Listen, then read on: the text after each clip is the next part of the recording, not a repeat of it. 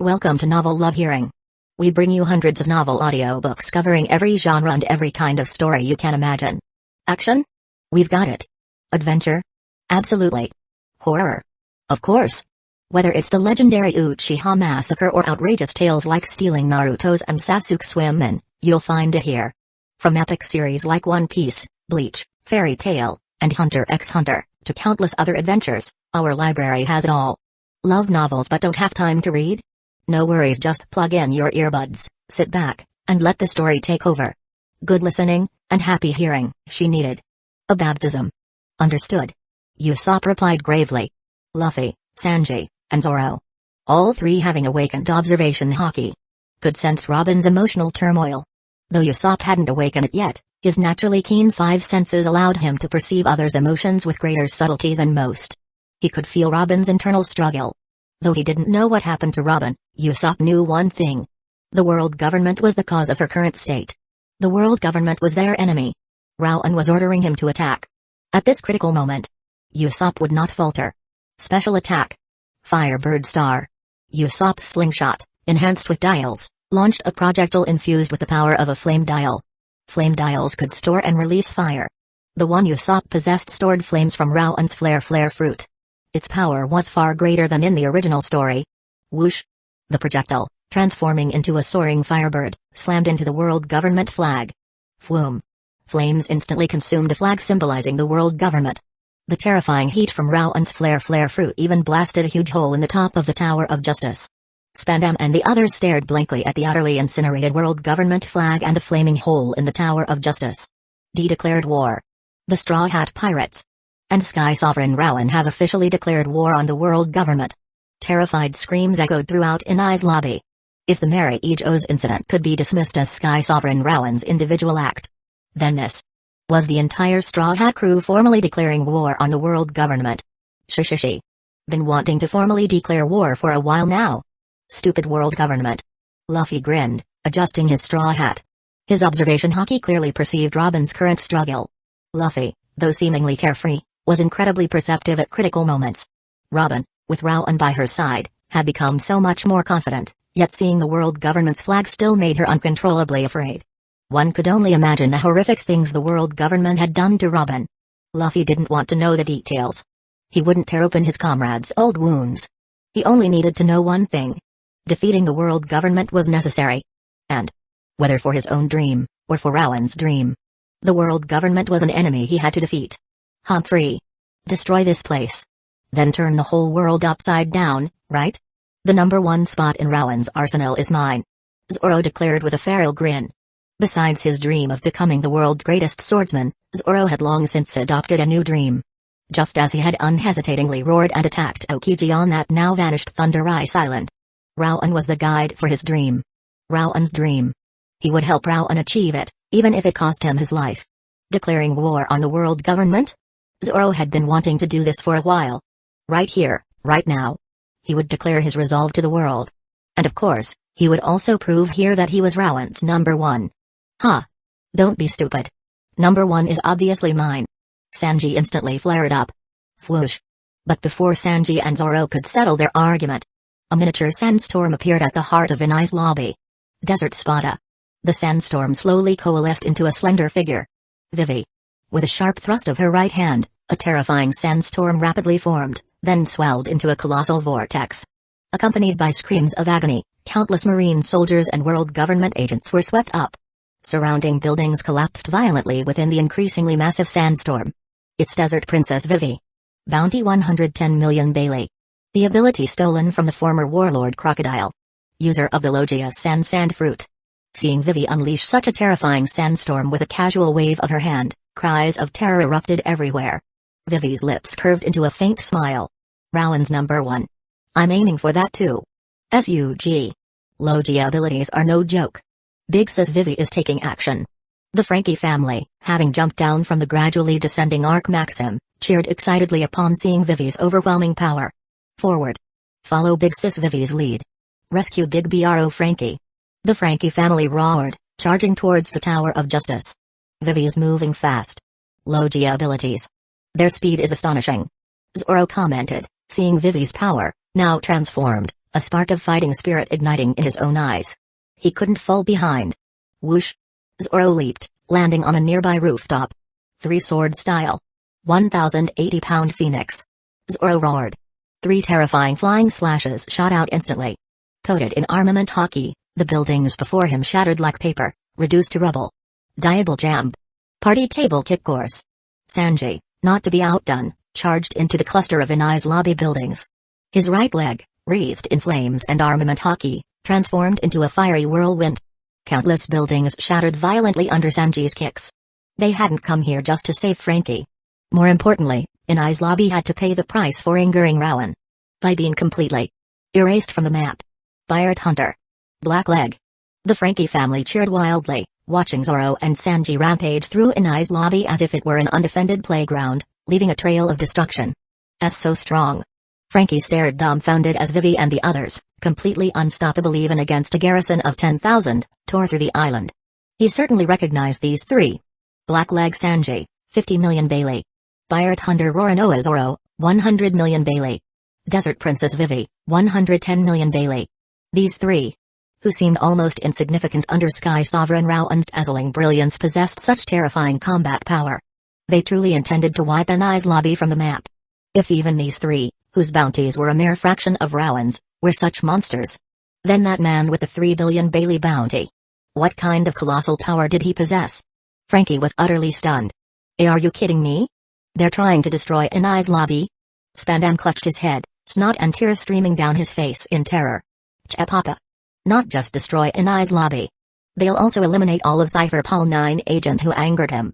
That includes you, Chief. Fukaru commented, cold sweat pouring down his own forehead. He knew with one glance he was no match for the three currently rampaging below.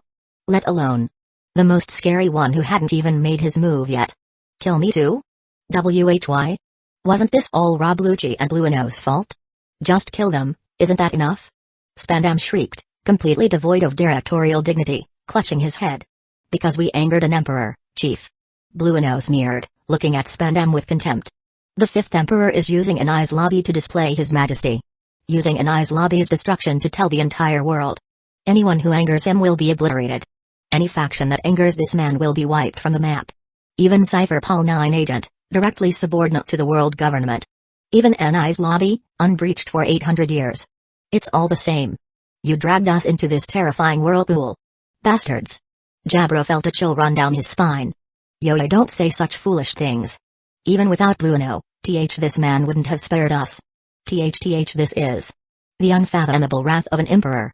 Kumidori stammered, drenched in cold sweat. Don't be ridiculous. How can I die here? Watching Vivi and the other two tear through Inai's lobby's 10,000-strong garrison as if it were nothing, Spandam truly felt death approaching. In his terror, Spandam fumbled in his coat and pulled out a golden transponder snail. SKY Sovereign Rowan. Stop. Or I'll activate the Buster Call. Spandam shrieked, clutching the golden transponder snail like a lifeline. Buster Call? The moment she saw the golden transponder snail, Robin's pupils constricted sharply. Her body swayed, she almost couldn't stand. Buster Call? Nami, seeing Robin's extreme reaction, also tensed, her eyes narrowing. A military force composed of 10 warships and 5 Marine headquarters vice admirals. Its sole purpose is to completely annihilate the designated target location. Without emotion, knowing only destruction. That is a Buster Call. Robin murmured, her voice trembling. That's right. Once activated. Under the endless barrage of cannon fire. Even you won't escape unscathed, Sky Sovereign Rowan. Spandam cackled neurotically. Spandam had no real concept of how powerful a Marine Admiral truly was. He only knew that under the indiscriminate bombardment of 10 warships, anything would be annihilated. Boom. Accompanied by a terrifying thunderclap, a figure instantly appeared before Spandam. She can't move. Blueno, Jabra, and the others screamed internally in terror. Interesting. Rowan commented, effortlessly taking the golden transponder snail from Spandam's hand, who was completely immobilized under Rowan's Conqueror's coating. Under Spandam's horrified gaze, Rowan pressed the button. Beep.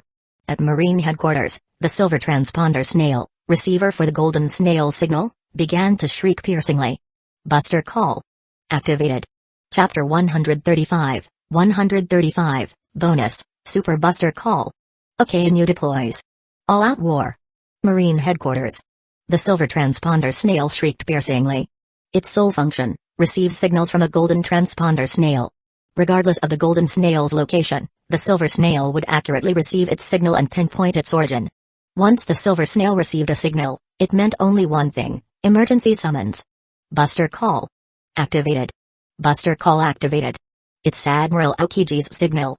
Marine headquarters instantly erupted into a flurry of activity. Countless Marine soldiers, hearing the alarm, grabbed their weapons and began to assemble. Location? The officer in charge of Marine headquarters intelligence communications demanded, his voice cold as he issued orders. It's Anai's lobby, sir. A communications soldier immediately reported.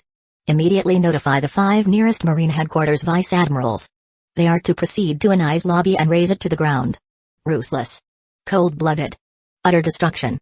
Once a buster call was initiated, even if the target was Anai's lobby, the seat of the world government's own judiciary, it was to be completely destroyed. The buster call symbolized the world government's absolute justice. Given the distance, mobilizing from headquarters will be fastest. A Marine headquarters staff officer quickly announced. Time estimate? The communications officer demanded. Approximately 30 minutes, sir. The staff officer reported. Prepare 10 warships immediately. Fully crewed. Depart at maximum speed. Buster call warships were entirely different from standard vessels. All were top-of-the-line battleships constructed in Water 7. Even giant Combelt Sea Kings couldn't contend with such sea behemoths. They were naval superweapons exclusive to Marine headquarters. Each carried 1,000 elite Marine headquarters soldiers, led by 5 elite Marine headquarters vice admirals. Once deployed, their mission was absolute: obliterate everything at the signal's origin.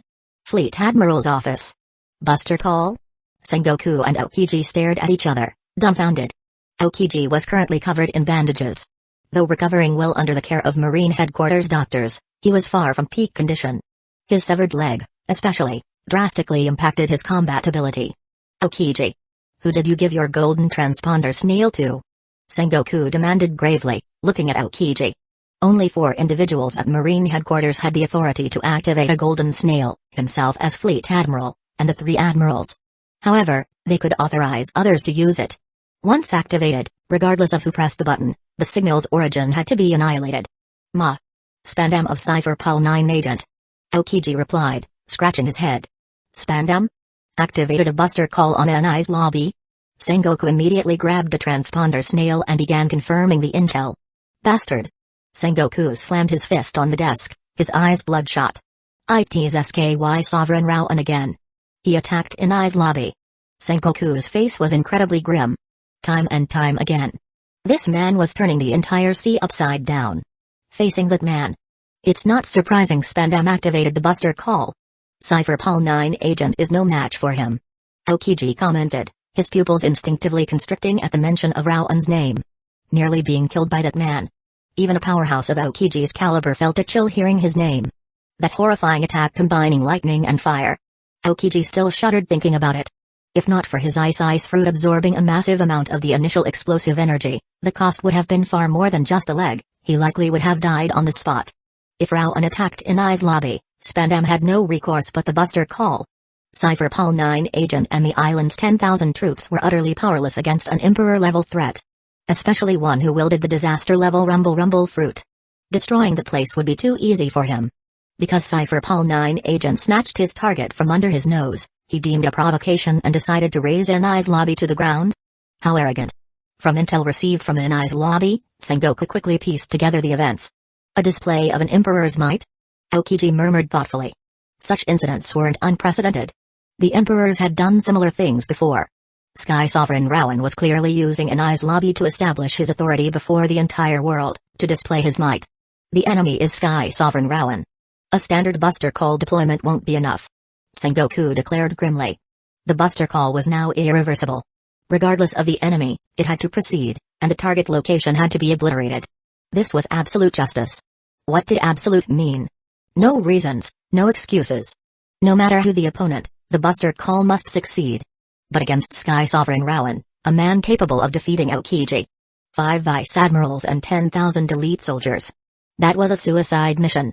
Forget raising the location, it would be a miracle if even a few warships returned. Sky Sovereign Rowan. Did he know Spandam had my golden transponder snail? Aokiji suddenly asked.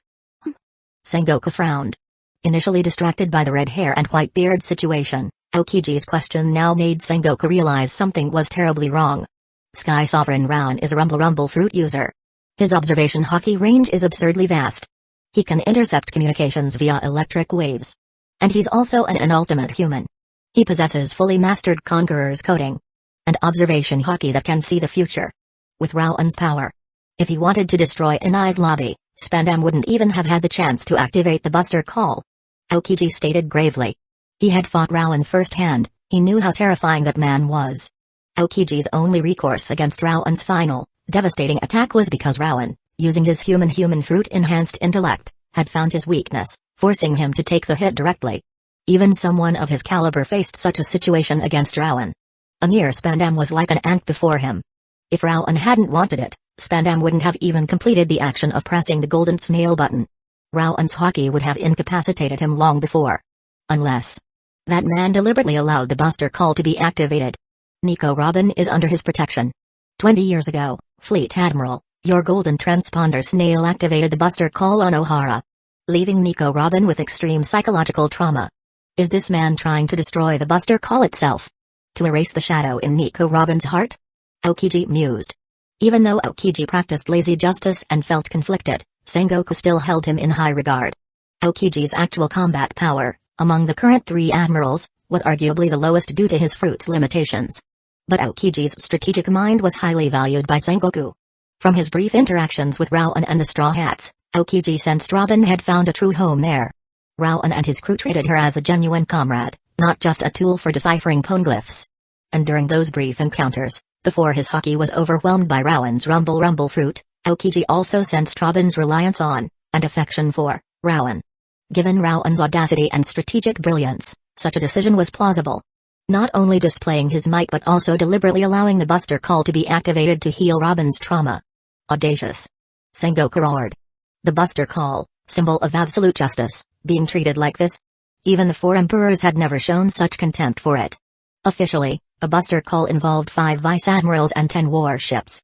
But in reality, depending on the target's strength, the deployment could be adjusted. The Buster Call they launched against Bullet, for instance, was led by Garp and himself. But that man has the rumble fruit ability. Aokiji reminded them grimly. That was the most troublesome part. From Garp's rescue attempt, they saw how astonishingly vast Rowan's hockey-enhanced sensory range was. If he sensed an unfavorable battle situation, he could retreat at top speed. Their traditional tactic of deploying 2 or more admiral-level fighters against a single target like Rowan was impossible. What an annoying ability. That bastard only started showing off his power wantonly after obtaining the rumble fruit. Sengoku also felt a massive headache. Not only was his power immense, but his strategic acumen was also absolutely top tier. But once a Buster Call was activated, Inai's lobby had to be completely destroyed. This was non-negotiable. Even if they couldn't capture Rowan, this mission had to be completed. This was absolute justice, decreed the moment the Buster Call system was established. If they backed down just because the opponent was Rowan, what would become of absolute justice? Bang. Enough talk. I alone will suffice. The office door opened, and a man with a marine cap, an admiral's justice coat draped over his shoulders, wearing a red floral shirt underneath, and a corsage, entered, his expression grim. Sakazuki. Sengoku looked up at Akainu, then paused thoughtfully. As Fleet Admiral, he certainly couldn't deploy himself, especially with the red hair and white beard situation needing his attention. Garp was currently not at headquarters, still in the waters around Water 7. The other admiral, Kizaru, was currently at Mary Ijo's and couldn't return quickly. Besides, Kizaru's greatest strength was his glint fruit's speed, which offered no absolute advantage against Rowan, another Logia user with incredible speed via the rumble fruit. Okainu, however, was different. User of the magma fruit, hailed as possessing the strongest offensive power among all devil fruits. Okainu's combat strength was undoubtedly above Aokiji's. Okainu's magma fruit granted him localized destructive power easily comparable to an Emperor's Conqueror's coding, perhaps even more terrifying due to magma's properties. With Sengoku needing to command from headquarters, Aokiji severely injured, and Garp unavailable. The only admiral level, or higher, combatant available for deployment was Akainu. I leave it to you, Sakazuki. Sky Sovereign Rowan's arrogance is boundless, he's even incorporated the Buster Call into his schemes. If you get the chance, arrest him. And the Straw Hat Pirates. Nico Robin too. Arrest them all. Sengoku was truly infuriated by Rowan's step-by-step manipulation. Humphrey. I will show him what true justice is. Akainu declared, swishing his justice coat dramatically as he strode towards the waiting warships. 10 warships. 5 Marine Headquarters Vice Admirals. Led by Marine Headquarters Admiral Akainu. A super buster call. Akainu stood resolutely on the deck of a warship, his eyes incredibly cold, his terrifying presence making many Marine soldiers swallow hard. Justice tolerates no blemish. The target of this buster call is the complete annihilation of the Straw Hat Pirates and the capture of Sky Sovereign Rowan. Uphold justice. At this very moment. This is all-out war. Akainu's cold, booming voice thundered across the decks of the warships. Oh. Akainu was the leader of the Hawk faction, possessing immense prestige. His ruthless execution of absolute justice inspired countless young, hardline Marine soldiers. And on the battlefield, such an extremist figure could galvanize the troops' morale like no other. Numerous elite Marine soldiers raised their weapons, letting out deafening roars. The 5 Vice Admirals, Momonga, Yamakaji, Doberman, Onigamo, Strawberry. All wore grim, resolute expressions. This was all-out war. Against the 5th Emperor of the Sea. Chapter 136, 136, Door Fruit Model, Dimensional Gate Devil Fruit Awakened. Alternate Flying Thunder God. In I's lobby. Spandam stared in horror at the golden transponder snail Rowan had just pressed. The buster call was activated? This place was going to be completely razed to the ground. And the one who activated it wasn't him, the Cypher Pol 9 agent chief authorized by Admiral Aokiji. But this super great pirate, Sky Sovereign Rowan. What kind of sick joke was this? Did this man even know what activating a buster call meant? It was a scary military force that would destroy everything here. Though Spandam desperately wanted to flee, under Rowan's conqueror's coating, even Blueno and the others were hopeless lambs. What chance did an ant with combat power less than an ordinary Marine soldier have? Boom. Terrifying lightning instantly engulfed Spandam, reducing him to charcoal in a fraction of a second. Spandam's father, Spandine, was the one who activated the buster call during the Ohara incident. This lapdog of the world government. His fate was sealed the moment Rowan arrived here. A sword that ate the elephant fruit. Interesting. Rowan commented, picking up Spandam's sword, funk-freed, examining it curiously. This sword, having eaten the elephant fruit, could transform into an elephant sword state, utilizing its long blade and ivory tusks to attack. In the original story, it held its own against the cyborg Frankie, possessing decent power. But to Rowan now, this sword was like a toy. Still, being a devil fruit-infused sword, it was worth a small fortune. A nice gift for Nami. The Perimsha Door Fruit Model, Dimensional Gate Devil Fruit. Rowan added, looking towards the immobilized Blueno with a smile. Spatial devil fruits were rare. The Door Fruit Model, Dimensional Gate Devil Fruit was a standout among them, even capable of creating air doors and allowing the user to bring others through. It even has an alternate dimension within the doors where the user and those they brought could move freely. While not directly boosting combat power significantly, its support capabilities were bug level. With this ability, Rowan's own tactical options would increase. Boom. Rowan had no intention of wasting words on Blueno and the remaining Cypher Pol 9 agents. He instantly struck them all down with lightning, turning them to charcoal. These lapdogs of the world government held no value alive. Blunder. Rowan transplanted Jabber's dog fruit model, wolf ability directly into a banana he had prepared earlier. Blueno's Door Fruit Model, Dimensional Gate Devil Fruit, however, he plundered directly into himself. Desire to be a door has met criteria. Awakening possible. Door Fruit Model, Dimensional Gate Devil Fruit ability. Awakened. Rowan looked at the appearing notification, and at the now awakened Door Fruit Model, Dimensional Gate Devil Fruit ability within him, and smiled. An unexpected bonus. He hadn't expected Blueno's desire to be a door had already reached the awakening threshold. Blueno hadn't awakened solely due to his poor physique. And while others needed to train to awaken their fruits, Rowan only needed his physique and the fruit's corresponding desire to meet the criteria for automatic awakening via the system. Blueno could already use the Door Fruit Model, Dimensional Gate Devil Fruit's ultimate technique. Opening air doors and freely traversing the alternate dimension. His desire for doors was already at awakening level. The moment Rowan obtained it, under the system's effect, the Door Fruit Model, Dimensional Gate Devil Fruit completed its awakening. After awakening, I can assimilate surrounding objects into doors. Interesting. Rowan mused, feeling the power of the Door Fruit Model, Dimensional Gate Devil Fruit. Primsha awakenings were simple, assimilate the surrounding environment with the properties of the eaten fruit. Unlike Logia awakenings, which assimilated other natural elements into the user's own, Paramsha awakenings could affect any environment. Even man-made structures, not natural elements, could be transformed. Doflamingo's awakened string fruit could turn the ground and all buildings into a massive sea of strings for his use. The awakened door fruit model, dimensional gate devil fruit, could create countless doors in the surrounding environment. In the air, on the ground, on buildings. Within the range of its awakened ability, the moment it was released, innumerable doors would appear, and Rowan could move freely between them, traversing the affected area instantly. This ability reminded Rowan of a certain power from the Naruto world. The Yellow Flash, Minato Namikage's famous Flying Thunder God technique. Both were spatial abilities, allowing movement through space.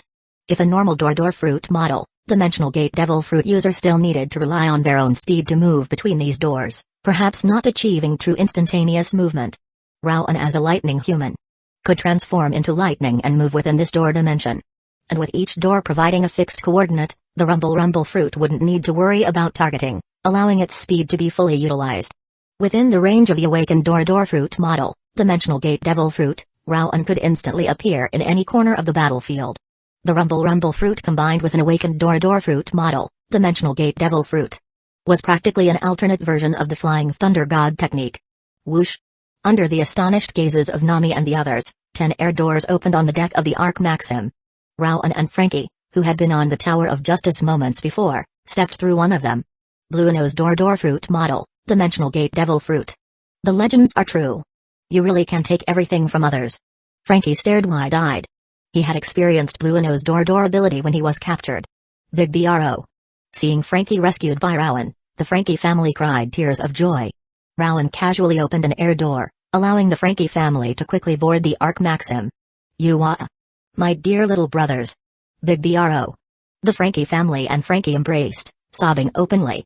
Rowan's eye twitched slightly, then he focused on the sensation of using the door fruit model, dimensional gate devil fruit, for the first time. Spatial abilities. Feel pretty good indeed. Rowan smiled.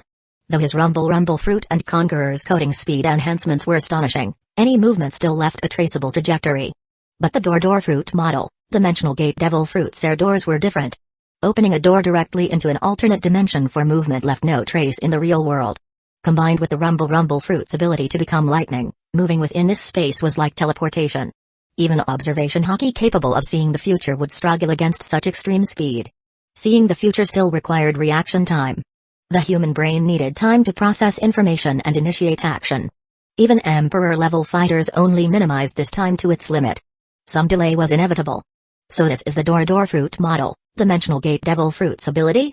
Nami asked curiously, peering into one of the air doors Rowan opened, which revealed a bizarre alternate dimension. Correct. Blueno's door fruit model, dimensional gate devil fruit ability, has awakened in my hands. Rowan stated calmly with a smile. Rowan. The Buster Call. I'll try my best to overcome it. Robin stepped forward, looking at the golden transponder snail in Rowan's hand. Though her beautiful eyes trembled, she spoke with forced courage and seriousness. Robin was incredibly intelligent. How could she not understand that Rowan activating the Buster Call was solely for her sake? Otherwise, Rowan could have swiftly destroyed Anai's lobby and then departed leisurely using the Arc Maxim's power. Everything was to help her overcome her past psychological trauma. For that, Rowan was willing to place himself under the terrifying military might of a Buster Call. This realization made the emotions Robin had been suppressing for Rowan surge uncontrollably. She wanted to throw herself into his arms, to act spoiled and vulnerable like Nami and Vivi sometimes did. Though Robin was older than Nami and Vivi, in matters of romance, she was just as inexperienced as they were. A blank slate. And acting spoiled with someone? Since the Ohara incident, Robin hadn't even dreamed of such a thing. But now, Robin truly felt an urge to be spoiled. Robin gasped, her eyes widening as she felt herself enveloped in Rowan's warm embrace. Indulge yourself as much as you want. Rowan's gentle voice whispered, a stark contrast to the domineering way he pulled her into his arms. With his hockey trained to its peak, how could Rowan not know her current emotional state? Robin pressed her lips together, tears streaming down her cheeks. This girl, who had been fleeing for 20 years since the age of 8, showed her vulnerable side for the first time. She hugged Rowan tightly, allowing herself to be completely dependent on him. Robin. Nami smiled softly, seeing Robin's state. Robin's situation was actually very similar to her own past. Before the Arlong incident was resolved, when she first started following Rowan, She was the same. Suppressing her love for Rowan, still shouldering the responsibility for Kokoyasi village. Robin, clearly, was also bearing a terrifyingly heavy burden. Being able to vent it now, Nami knew very well how liberating that would feel. After indulging in Rowan's embrace for a while, Robin looked up at him, her eyes filled with worry. But Rowan. The buster call. You still have to be careful. Robin didn't want Rowan, Nami, or any of them to get hurt because of her. Having experienced a buster call firsthand, Robin knew its terror all too well. The Marines weren't fools. They surely knew Rowan was here. The buster call they deployed would undoubtedly be calculated against Rowan's and the crew's strength. Relax. My rumble fruit ability is constantly active. If a force we can't handle appears, we'll just retreat. Rowan reassured Robin, not hiding anything. Though he wanted to help Robin quickly erase her trauma, Rowan wasn't stupid. If Marine headquarters and the world government dispatched 2 or more admiral-level fighters, Rowan would definitely lead everyone in an immediate retreat. Luffy and the others still had vast room for growth. Now wasn't the time for a suicidal showdown with the world government and Marine headquarters. That's good. Robin sighed in relief, a genuine smile grazing her lips. Oh? The Marine warships have arrived. Rowan commented. His observation Haki had already detected the Buster Call fleet. As expected. An admiral-level powerhouse. Such strong presence. Rowan focused his senses. This presence was incredibly powerful, even stronger than Aokiji's. And the emotion radiating from it was extremely cold, utterly extreme. Even without hearing any dialogue from that warship, Rowan could confirm their identity. Akainu? Rowan's expression turned serious. Akainu. His strength was completely above Aokiji's. Though their battle lasted 10 days and nights before a victor emerged, the original story noted, facing his former colleague, now incapacitated, even the usually ruthless Akainu couldn't bring himself to deliver the killing blow, instead sparing his life. Meaning, if Akainu wanted, he could have single-handedly captured an admiral-level fighter like Aokiji. A crushing victory. Akainu had never intended to kill Aokiji during their duel. And Akainu's magma fruit abilities. Its most terrifying powers were all lethal finishers. Anyone hit was either dead or permanently maimed. Against Aokiji, he likely employed a strategy of attrition, exhausting Aokiji's stamina.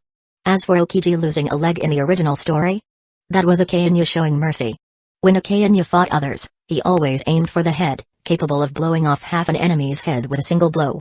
Akainu's combat performance in the original story was unbelievably devastating. The localized destructive power of the magma fruit was even more exaggerated than Conqueror's coding, every hit like a true damage. The Cross-Guild later placing a 5 billion Bailey bounty on him spoke volumes.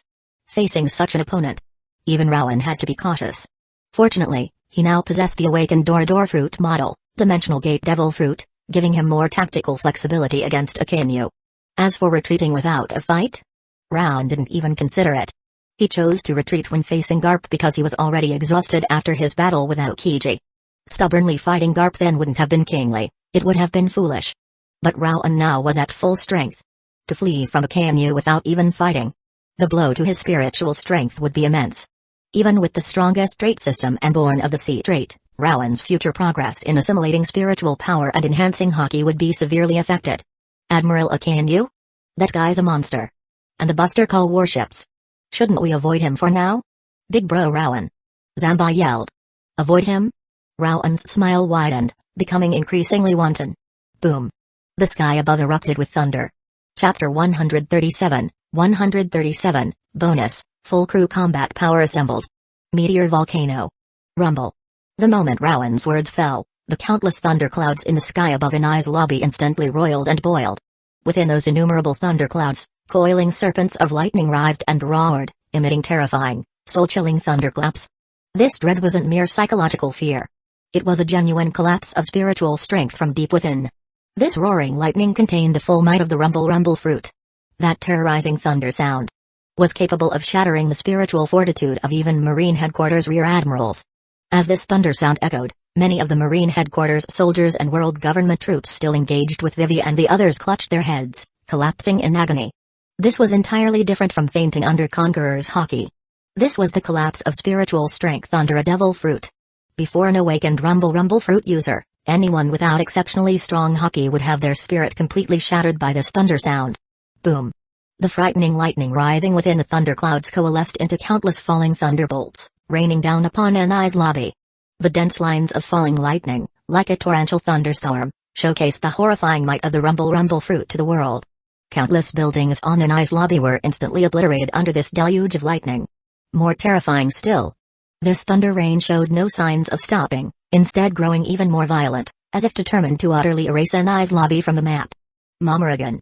Rowan roared, standing at the foremost part of the Arc Maxim's deck, looking down at Anai's lobby, now transformed into a hellscape of lightning, his arms spread wide, radiating boundless power. If he said he'd wipe Anai's lobby from the map, he meant wipe it clean. A Buster Call's power merely destroyed all structures, life, and vegetation at the target location. The island itself remained on the map. In the O'Hara incident, after the Buster Call ended, the precious history books thrown into the water for protection were salvaged by the surviving Sol. But under Rowan's rumble fruit ability, Anai's lobby would be completely obliterated. This is the true power of the Fifth Emperor. Zambai and the others stared, cold sweat beading on their foreheads, their eyes wide with utter horror as they watched Anai's lobby instantly transform into a world of lightning hell. The layout of Anai's lobby was divided into the forefront island, the main island, the Tower of Justice, and the Bridge of Hesitation. Beyond the Bridge of Hesitation lay the Gates of Justice. At this moment, the Tower of Justice, under the tyrannical power of this lightning hell, had completely vanished. The forefront island also began to completely disintegrate. Countless island fragments, destroyed by the merciless lightning, fell into the churning sea below, disappearing without a trace. Only the largest main island could still exist for a short while within this lightning hell. But Zambai and the others had no doubt, under this terrifying onslaught, Anai's lobby being completely wiped from the map was only a matter of time. Before this man's power, what was Cypher Pol 9 agent? What 10,000 troops on Anai's lobby? All were as fragile as dust. Wiped away by this man as easily as erasing a pencil drawing with an eraser. Zambai and the others swallowed hard. You can retreat first. What comes next is all-out war. The opponents are 10 Marine Headquarters warships, Marine Admiral Akanyu, and 5 Marine Headquarters Vice Admirals. Over 30 Rear Admirals or higher, and over 200 captains or higher, Rowan stated calmly, his back to Frankie and the Frankie family, looking down at Anai's lobby, which was gradually being annihilated under the Momorigan. Such military might could obliterate a country in the blink of an eye.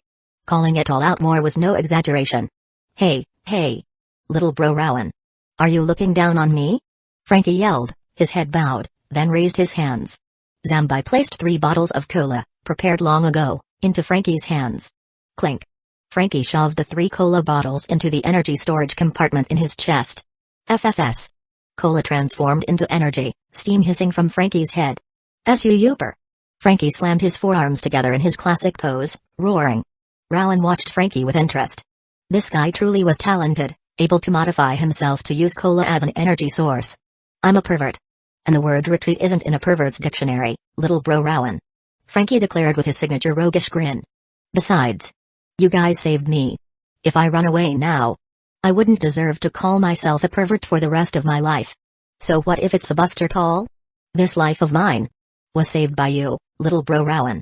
Let me bet my life alongside yours. Frankie roared. Big bro. The Frankie family cried, tears of emotion streaming down their faces. Humphrey. Rowan smiled. Shishishi. Knew I wasn't wrong about you. Decided. You're our cruise ship, right? Luffy grinned. Frankie suited Luffy's tastes perfectly. Luffy didn't choose comrades based solely on strength or ability, cherishing comrades, loyalty to comrades. That was the primary condition. Frankie fell silent for a moment upon hearing Luffy's words. The Straw Hats were all loyal. It greatly appealed to him. If he joined this pirate crew, perhaps he really could achieve his dream. But he wasn't alone, he had many underlings. We'll fight too. Big bro Rowan. The Frankie family roared, shouldering their weapons. Rowan had saved Frankie. To them, that was an immense debt of gratitude. When they came to save Frankie, they never expected to leave alive. So what if it's a Buster Call? So what if it's a Marine Headquarters Admiral? Their side had the man with the 3 billion Bailey bounty. Hailed as the world's most dangerous man. Rowan had even defeated another Marine Headquarters Admiral. Plus them. Their forces exceeded 50. The advantage is ours.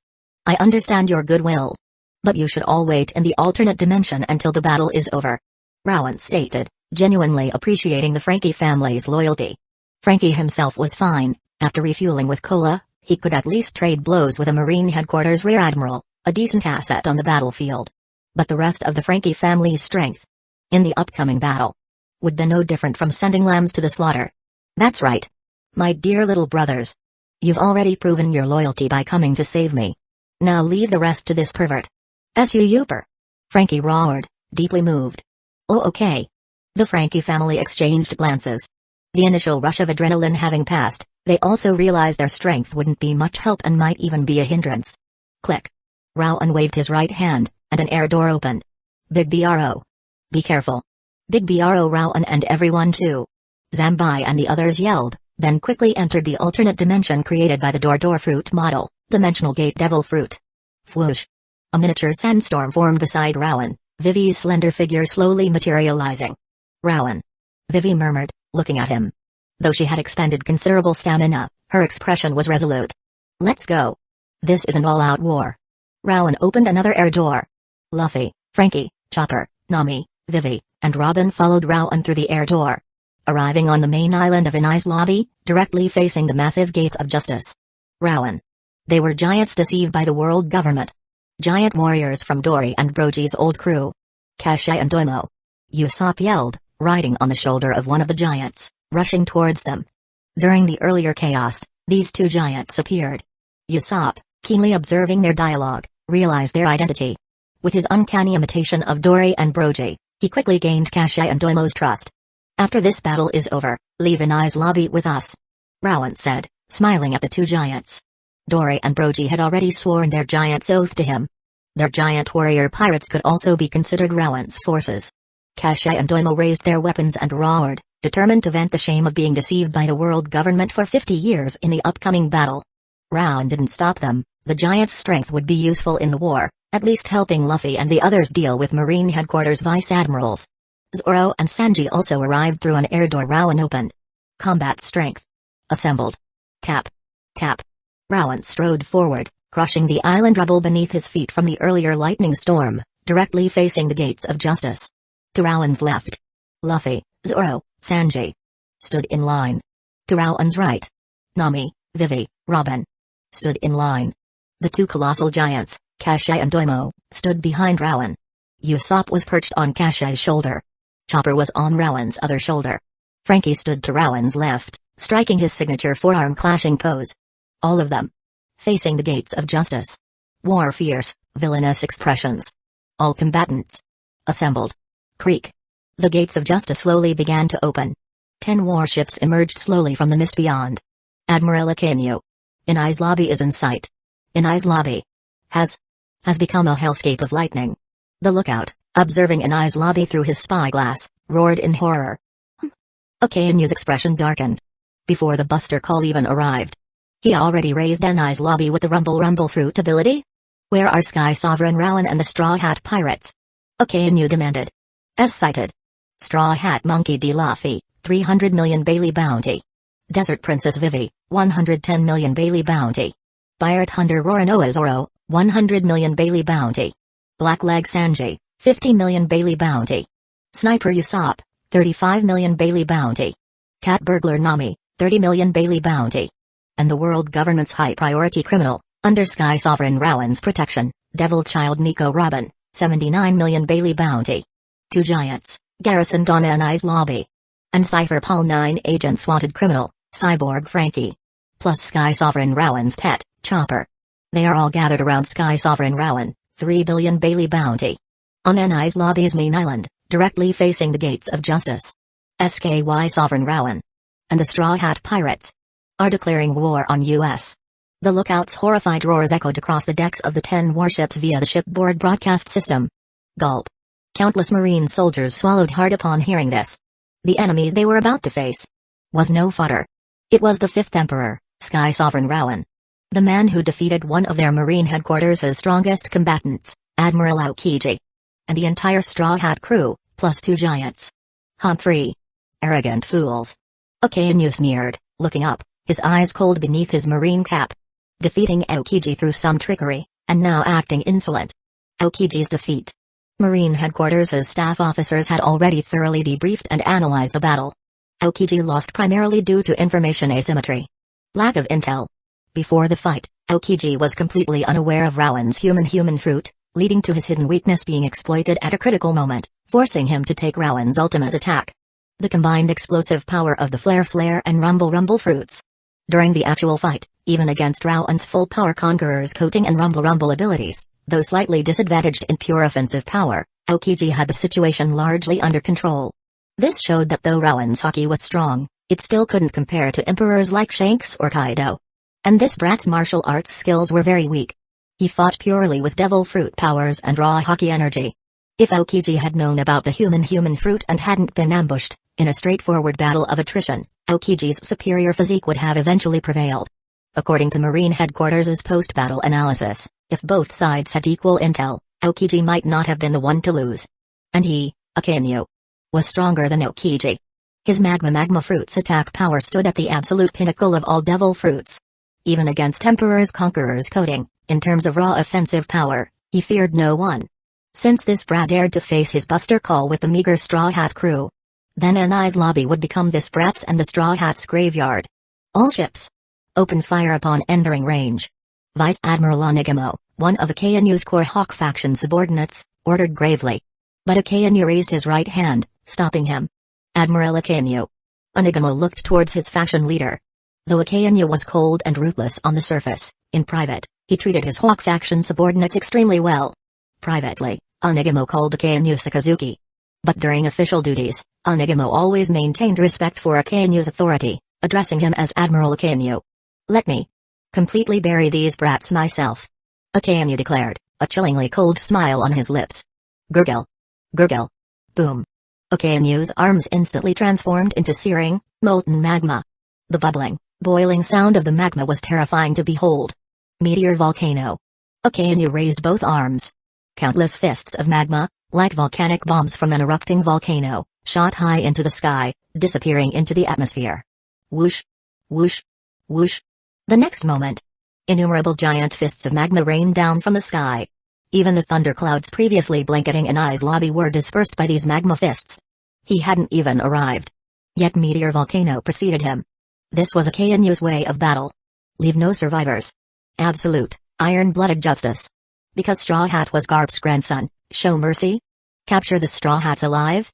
Don't be ridiculous. Against pirates, he would only exterminate them completely. Want to be imprisoned in Impel Down? Survive his magma fists first. Chapter 138, 138, Spatial Transfer. Sinking warships. Whoosh. Whoosh. Whoosh. Innumerable giant fists of magma, like the cataclysmic eruption of a doomsday volcano, rained down from the sky. Meteor volcano. Akainu's strongest wide-area attack. Countless magma fists poured from the sky, transforming the land below into a sea of molten fire.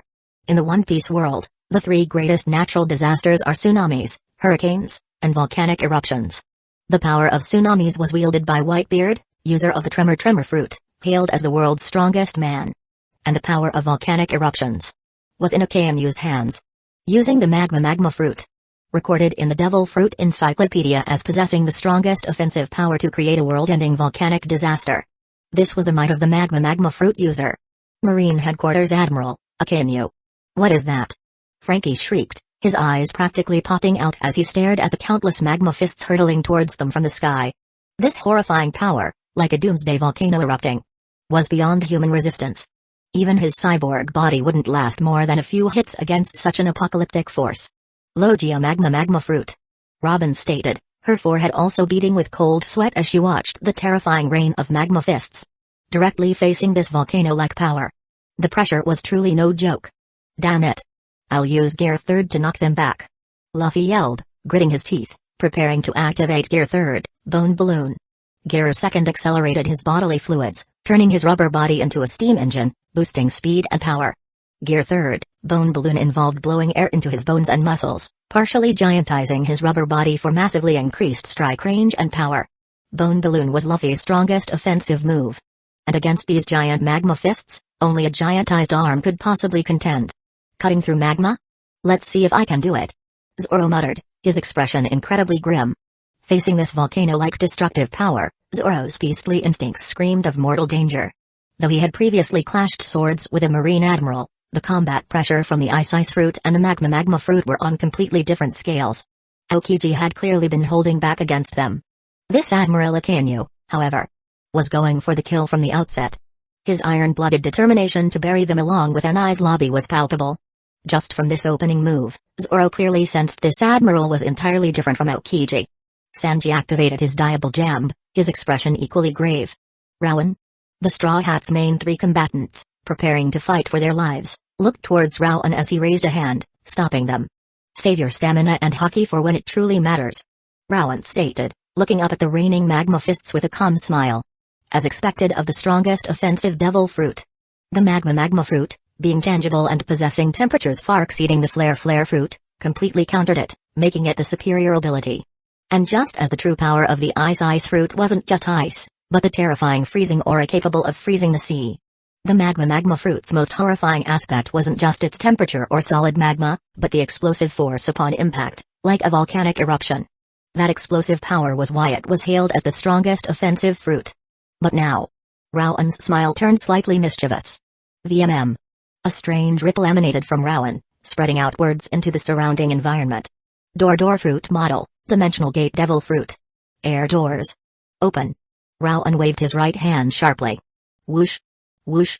Whoosh. Beneath every single magma fist plummeting towards them. The very air tore open, forming massive, swirling portals that slowly opened wide. The magma fists plunged into these open air doors. And vanished without a trace. Spatial transfer, Rowan declared, waving his right hand again. The full power of the door fruit model, dimensional gate devil fruit was unleashed. Huh? Okaenu's eyes narrowed sharply. His meteor volcano. Why hadn't it landed on Sky Sovereign Rowan and the Straw Hat pirates? Instead, it just vanished? Completely disappeared, without a trace. The power of the magma fruit, representing the pinnacle of devil fruit destructive force, had vanished into thin air. VMM. Just then, above the 10 marine warships, a strange ripple appeared in the sky. Whoosh. Whoosh. Whoosh. In the sky above them, the air tore open again, forming countless air doors that slowly swung open. This is Vice Admiral Onigamo, standing beside Akainu, his face instantly paled. On the other warships, the 4 other vice admirals, Momonga, Yamakaji, Doberman, and Strawberry. Their expressions also changed drastically. A devil fruit ability. That ability is the door fruit model, dimensional gate devil fruit. Momonga roared in horror. He finally understood why Admiral Akaenu's attack had suddenly vanished above Anai's lobby. Look out. Whoosh. Before Momonga's warning could fully register, destructive energy erupted from the opened air doors above. Those very magma fists Akaenu had rained down upon Anai's lobby had been spatially transferred from the alternate dimension within the doors. Directly here. Whoosh. Whoosh. Whoosh.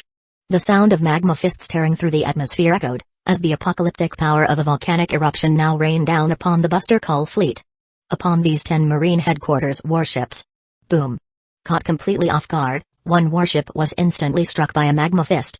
The explosive energy of the magma instantly engulfed the Marine headquarters vessel.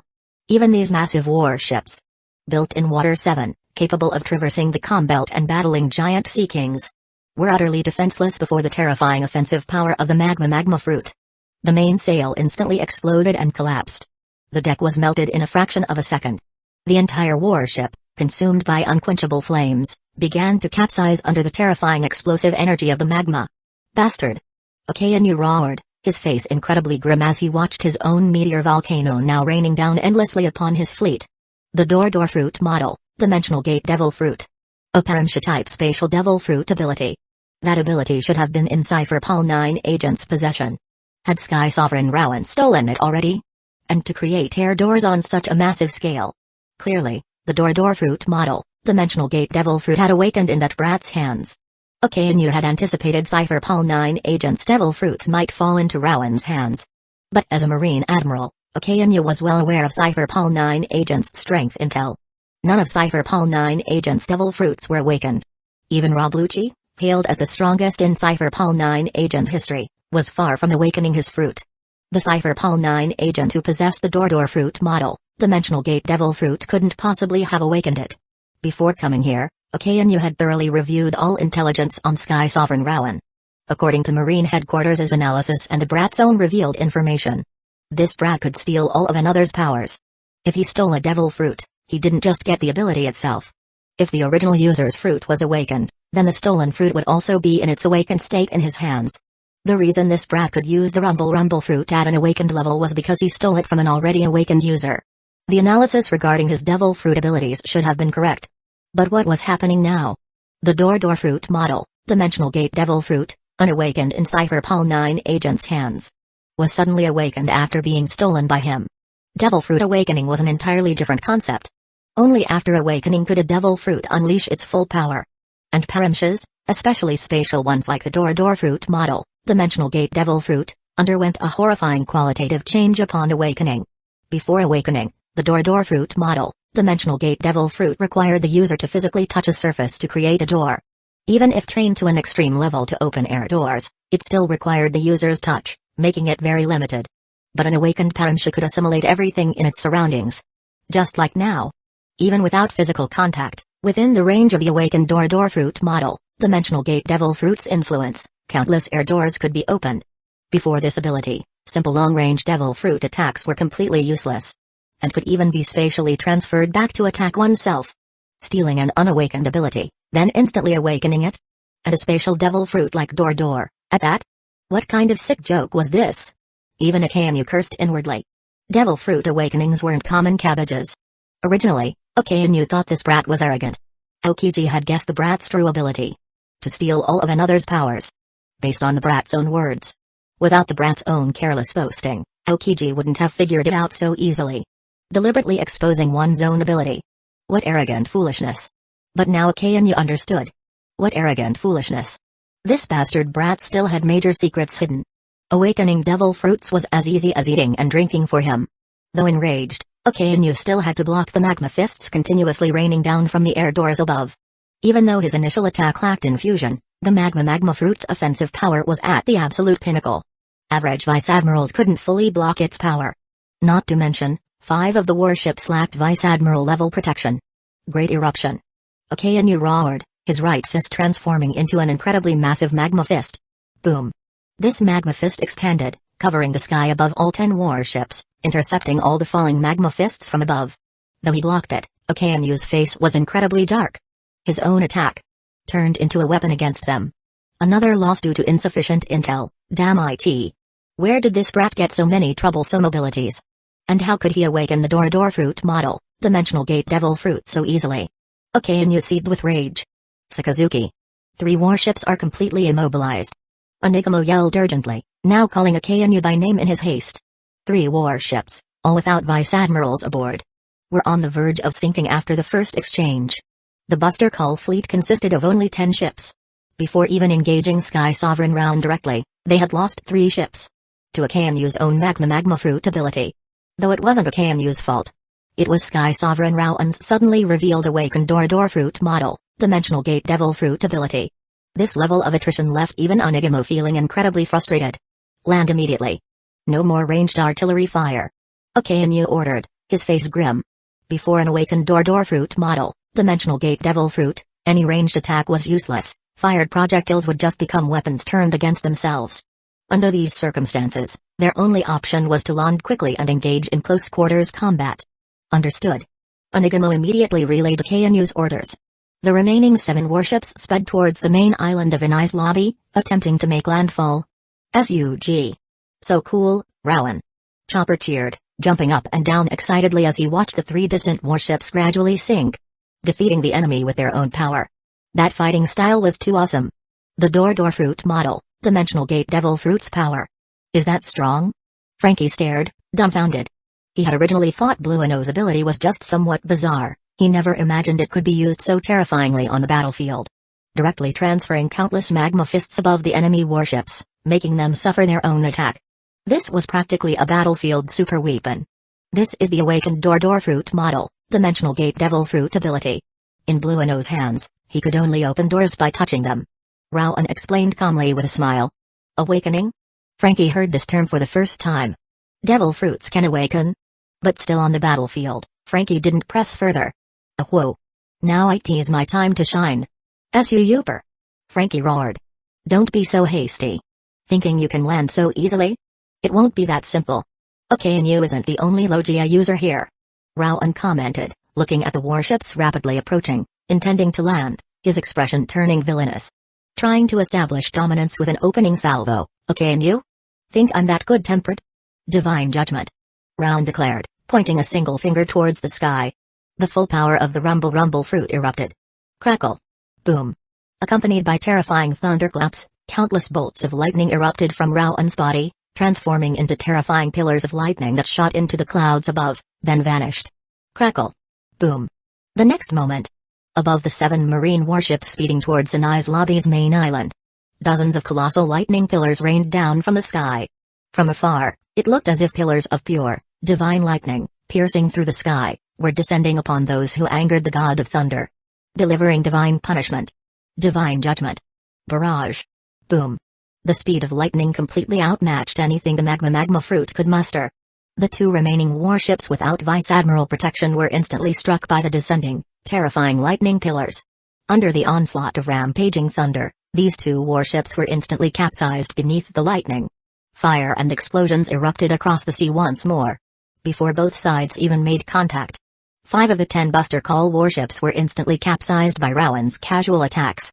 And the rumble fruit's scary assault wasn't over yet. Chapter 139, Bonus, Terrifying Casualties. Marine Headquarters Vice Admirals. Dead. Rumble. Terrifying thunderclaps roared furiously through the skies between the gates of Justice and Inai's lobby. Above, colossal pillars of lightning, several meters wide, carried the destructive power of pure thunder. Divine retribution for those who angered the god of lightning. The instantaneous capsizing of 2 Water's 7 crafted warships. Vessels capable of battling giant sea kings on the open sea. Was the most brutal testament to this cataclysmic ability, the power of lightning. Be careful. It's the Logia rumble fruit. One of the most invincible devil fruits. An emperor of the sea. Is enraged. Abandon ship. Head for the warships with the vice admirals. No. The seawater conducts electricity. Anyone below rear admiral rank who can't use hockey, stay out of the water. Panic erupted on the sinking warships. At this moment, these elite marines truly understood what a top-tier natural disaster ability meant. While the magma fruit might be stronger offensively, lightning's speed was simply too fast. Even their reinforced warships, capable of traversing the comm belt, had no time to react. And once struck, they were utterly at the mercy of that violent, chaotic energy. Worse. The lightning also coursed through the sea itself. Without at least rear admiral level hockey, entering the water near a stricken ship meant certain electrocution. Against magma, they could at least escape into the sea. But against lightning? No escape. Only now did these elite marines fully understand why the rumble fruit was called one of the most invincible logias. Its speed, its power, its attack range. All stood at the pinnacle among devil fruits. On the open sea, they'd rather face magma than this terrifying, inescapable lightning. Damn it. Block it. Onigamo roared from a Kanyu's ship. The other 4 vice admirals, Momonga, Yamakaji, Doberman, and Strawberry, were each on a separate warship. These 4 were all battle-hardened veterans, the absolute core of the Navy's strength. Among the top tier even within Marine headquarters as vice admirals. Facing the descending lightning pillars, the 4 instantly drew their swords. Dense armament hockey-coated their blades. They roared, unleashing hockey-infused flying slashes towards the terrifying thunderbolts raining down. Most powerful officers at the vice admiral level were great swordsmen. These top-tier vice admirals were all exceptionally skilled swordsmen. Their full-power flying slashes, enhanced with armament hockey, could easily cleave a pirate ship in 2. They had faced countless pirates with bounties in the hundreds of millions, even the commanders of Emperor crews. But facing these terrifying lightning pillars, even their most powerful attacks could barely hold them off, their defenses slowly, inexorably crumbling. These lightning pillars contained not a shred of hockey, they were pure rumble fruit power. And devil fruit abilities weren't inherently countered by hockey. Strong hockey could shatter weaker devil fruit powers, and conversely. Sufficiently powerful devil fruit abilities could likewise shatter hockey. The rumble fruit, one of the absolute top-tier devil fruits, once mastered and awakened, could elevate its user to admiral level based solely on fruit power. Though these lightning pillars weren't Rowan's full power, unleashed as a wide-area barrage to destroy the warships, the energy they contained was still beyond what these vice admirals could fully withstand. Damn it. The rumble fruit disrupts observation hockey. I can't hold on much longer. Momonga gritted his teeth, cold sweat pouring down his face, his eyes wide with horror. As a top-tier vice admiral, Momonga's combat strength was very close to the 4 emperors commander threshold. Even facing the top officers of an emperor's crew, Momonga wouldn't flinch.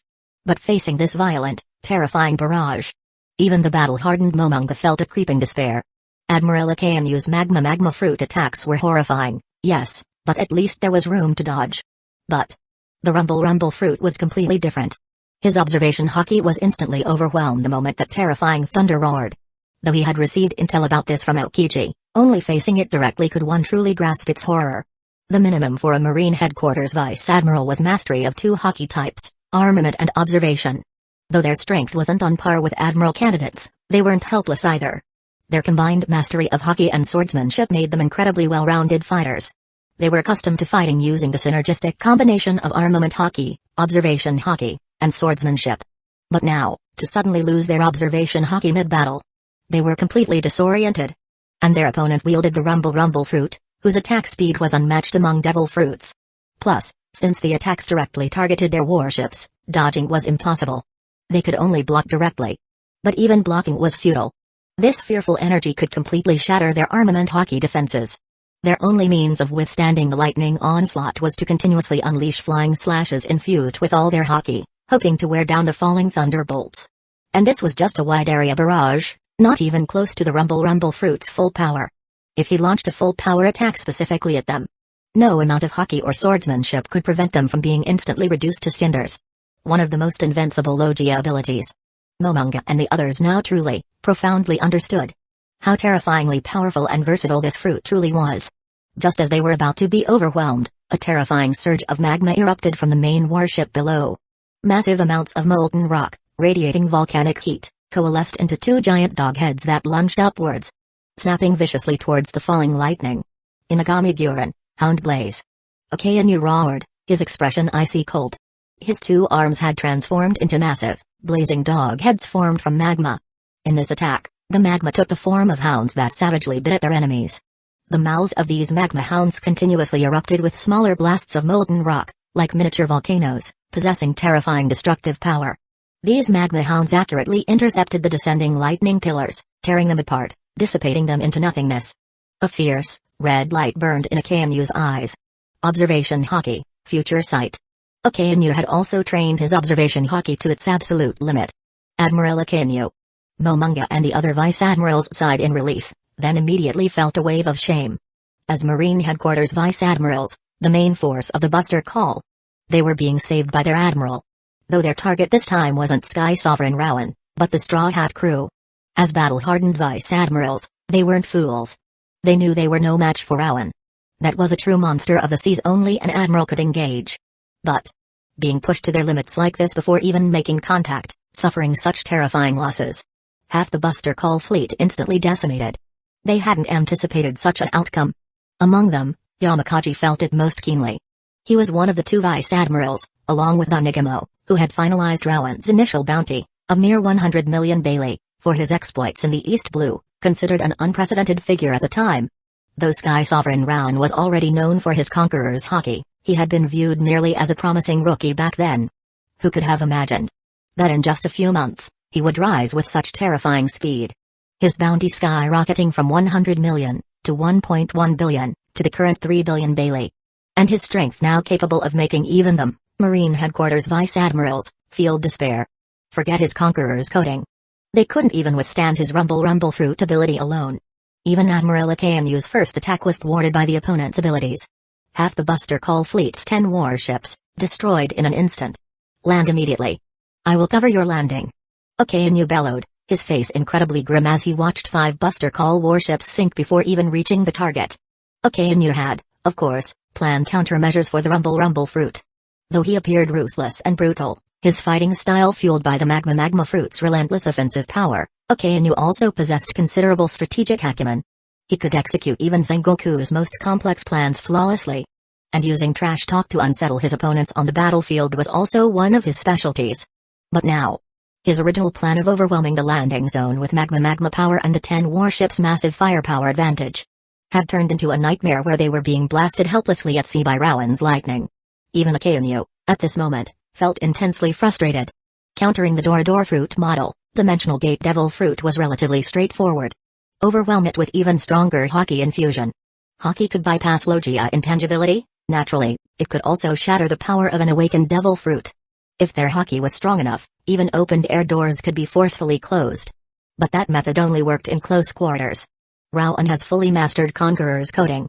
Even if a KNU infused every single magma fist of Meteor Volcano with massive amounts of armament hockey, Rowan could still use Conqueror's coding to shatter the armament hockey on the magma fists, then use the Door Fruit model, Dimensional Gate Devil Fruit to redirect the magma attacks above them. Once a long-range elemental attack left its user, its trajectory couldn't be altered. With sufficient time and space, Rowan simply needed to shatter the hockey coding the elemental attack. Human Fruit. Rumble Fruit. Door Fruit model, Dimensional Gate Devil Fruit. And fully mastered Conqueror's coding.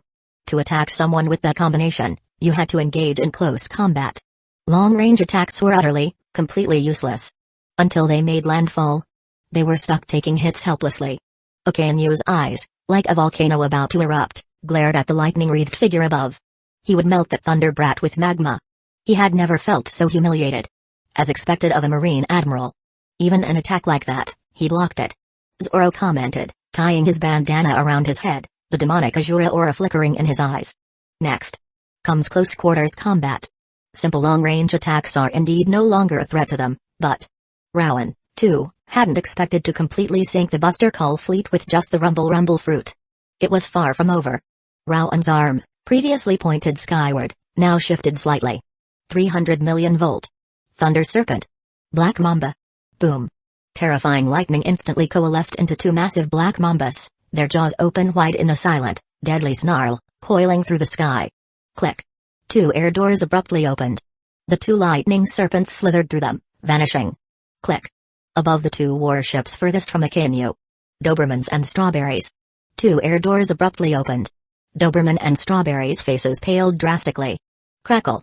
Boom. The Rumble Fruit's fastest attack, Black Mamba.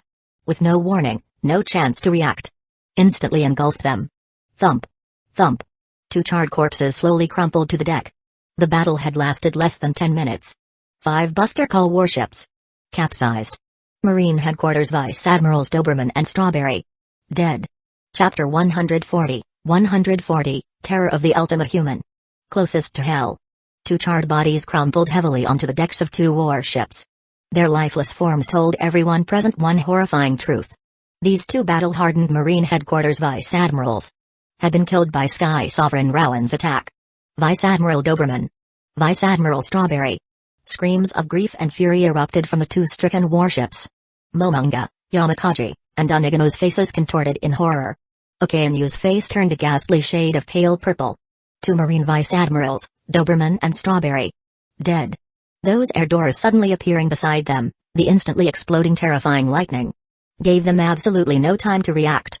They couldn't even react. Because their observation hockey had been completely overwhelmed by the violent thunderclaps accompanying the initial lightning pillars. Without observation hockey, they hadn't even sensed the Door Fruit model, Dimensional Gate Devil Fruit's activation beside them. Those initial lightning pillars. Their purpose wasn't only to destroy the two warships without Vice Admiral protection. It was also to completely overwhelm and shut down the observation hockey of the other Vice Admirals, leaving them completely vulnerable to the suddenly appearing air doors. A Devil Fruit's awakened power required time to fully manifest its effects, especially long-range effects. If their observation hockey hadn't been completely scrambled by the Rumble Fruit's thunder sound, they would have sensed the Door Fruit model, Dimensional Gate Devil Fruit's energy gathering in the air and moved away. But now, stripped of their observation hockey, the moment those air doors opened, with the terrifying speed of Rowan's lightning, Doberman and Strawberry had no chance. Not even enough time to fully deploy armament hockey for defense. Killed. Instantly. This was Rowan's calculation. Starting with Akainu's Meteor Volcano, this man's schemes had unfolded step by step. Using the Door Fruit model, Dimensional Gate Devil Fruit to transfer the magma attack, sinking 3 warships. Then, using simple Rumble lightning strikes to disable 2 more. Of the 10 Buster Call ships, half were now gone. And under the barrage of relentless lightning attacks, driven by frustration and rage, their only thought was to reach the shore quickly, engage Sky Sovereign Rowan and the Straw Hat Pirates in direct combat. They never expected those initial lightning strikes. Weren't even intended to destroy the warships or prevent their landing. Their true purpose was to annihilate their observation hockey, to disrupt their thinking, forcing them to focus solely on landing. Under those conditions, Doberman and Strawberry, with their observation hockey neutralized, had zero defense against the combined, sudden attack of the door and rumble fruits, instantly obliterated. Furthermore, the man specifically targeted the two ships furthest from the KNU, giving the admiral little time to react. And it was timed precisely at the moment they were closest to landing. Closest to success is when you're most vulnerable. Closest to success is when you're closest to hell. A series of calculated steps. And before even seeing Sky Sovereign Rowan's face, they had lost 5 ships, 2 vice admirals. What a catastrophic loss. Even facing an Emperor's crew, Marine headquarters had never suffered such devastating casualties so rapidly. The remaining 3 vice admirals, Momonga, Yamakaji, and Onigamo, felt a profound chill in their hearts. This strategy was the human fruit's enhanced intellect at work. Only now did they remember. This man wasn't just a rumble fruit user, an incarnation of lightning. He was also an ultimate human, with intellect comparable to Sengoku the Buddha's strategic brilliance. Marine headquarters, thanks to Sengoku's Buddha-like wisdom, often cornered their enemies with strategy alone. But now, they faced an ultimate human, Sky Sovereign Rowan, who possessed comparable intellect. And Sengoku the Buddha wasn't even here, he was commanding from headquarters. Directly confronting the union of intellect and power. It was too terrifying. One move. And Marine headquarters suffered such devastating losses. Momonga, Yamakaji, and Onigamo could see him now in the distance, that imposing figure casually opening air doors with a flick of his finger. And they instinctively flinched. Facing this emperor who capsized 5 Buster Call warships and killed 2 vice admirals with barely an effort. Even these battle-hardened vice admirals felt a flicker of fear, a desperate urge to retreat. Before someone whose power and intellect were on another dimension. Fear was the natural response. For Marine headquarters vice admirals to feel this way. Countless rear admirals, commodores, captains, and common soldiers were utterly terrified. The world's most dangerous man. At this moment, they finally truly understood that title's meaning. Facing this man, even Marine vice admirals had one foot in the grave. The terrifying combined might of his multiple devil fruit powers had caught even Admiral Akanu's Buster Call off guard. 5 warships. 2 vice admirals. The Buster Call fleet was more than halved. And these horrific casualties occurred in less than 10 minutes after engaging this emperor. How could these Marines not be terrified? The Buster Call, heralded as the embodiment of absolute justice, capable of annihilating everything, a force of destruction meant to erase any trace of its target. Yet before this man, even the Buster Call seemed less terrifying. The world's most dangerous man. Sky Sovereign Rowan. Human fruit. Door fruit model, dimensional gate devil fruit. Rumble fruit. Akainu snarled, glaring at Rowan in the distance, his heart filled with cold fury. Under his command, the Buster Call fleet suffered such catastrophic losses so quickly. Doberman, a core member of his Hawk faction, gone. Akainu could accept the deaths of his subordinates in battle, but not meaningless deaths like this. Dead before even making contact, victims of the man's schemes. 2 vice admirals down. 3 left. Leave them to you, Luffy. Rowan stated calmly, lowering his outstretched finger. Though the 5 vice admirals were nothing to Rowan himself, for Luffy and the others, it was still too much. Of the monster trio, only Luffy at his current level could fight a Marine headquarters vice admiral and not be completely outmatched. Zoro, though now able to access a fraction of Conqueror's coating's power through his Azura aura, couldn't threaten these elite vice admirals on his own. He would need support, like Vivi with her sand fruit, to contend with one. Sanji's strength lagged slightly behind Zoro's, requiring even more allies to face a vice admiral. The rest of the crew, aside from Rowan, were simply too outmatched against 5 Marine headquarters vice admirals. 3 vice admirals plus the other officers of captain rank or higher were ideal opponents for Luffy and the others to gain experience. SSUG. 2 vice admirals. Just like that. Gone? Frankie stared, his jaw slack, at the scene. As a student of Tom, he had heard tales of the Buster Call's terror. 5 vice admirals, 10 warships, and 10,000 elite soldiers. Yet, before this man, 5 ships sunk instantly, 2 vice admirals annihilated. Marine headquarters vice admirals. Those weren't insignificant figures. They were among the strongest forces on the seas, usually facing Emperor crew commanders. If not for Admiral Akanu's presence, this Buster Call, in its standard formation, wouldn't even have lasted long enough to see Rowan's face, completely decimated by the rumble fruit's terrifying power. The Buster Call seemed as fragile as paper. Leave IT to US. Luffy and the others looked at the approaching Marines, their eyes blazing with fierce fighting spirit. Rowan had already cleared out the most troublesome opponents for them. If they couldn't handle the rest, They would truly bring shame upon Rowan's name.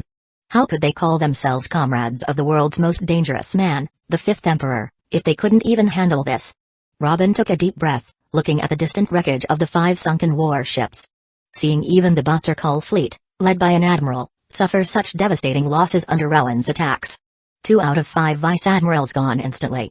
Rowan and the Straw Hats could now fight on equal grounds with a super Buster Call led by an admiral. No. Not even equal. Under Rowan's terrifying combination of abilities.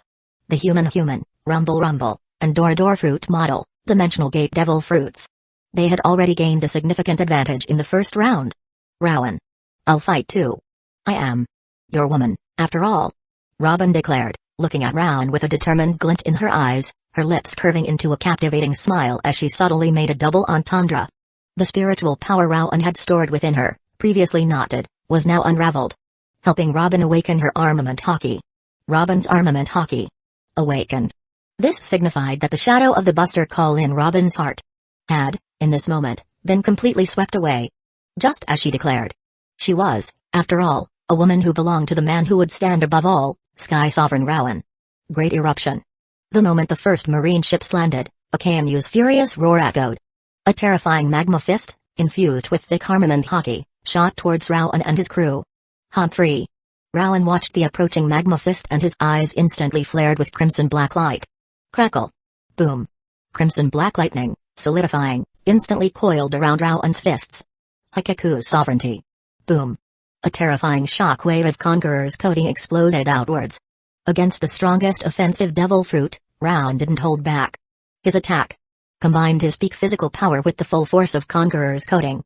Spear of Elbaf. Hikaku's sovereignty. The monstrous physical shockwave, further empowered by intensely violent and tyrannical Conqueror's coating, was unleashed the moment Rowan's fists connected, colliding head-on with a KNU's approaching magma fist. Boom. The shockwaves from their clash erupted in all directions, instantly shattering the already damaged main island of Inai's lobby. Countless pieces of the island were launched into the air, then completely obliterated by the 2 monstrously powerful attacks. The terrifying energy momentarily stunned the battling Marines and Straw Hats below, forcing them all back behind KNU and Rowan respectively, waiting for the shockwaves to dissipate. Before a clash between 2 of the sea's most powerful figures, their own strength felt too insignificant. Hikaku's sovereignty. That's our Spear of Elbaf.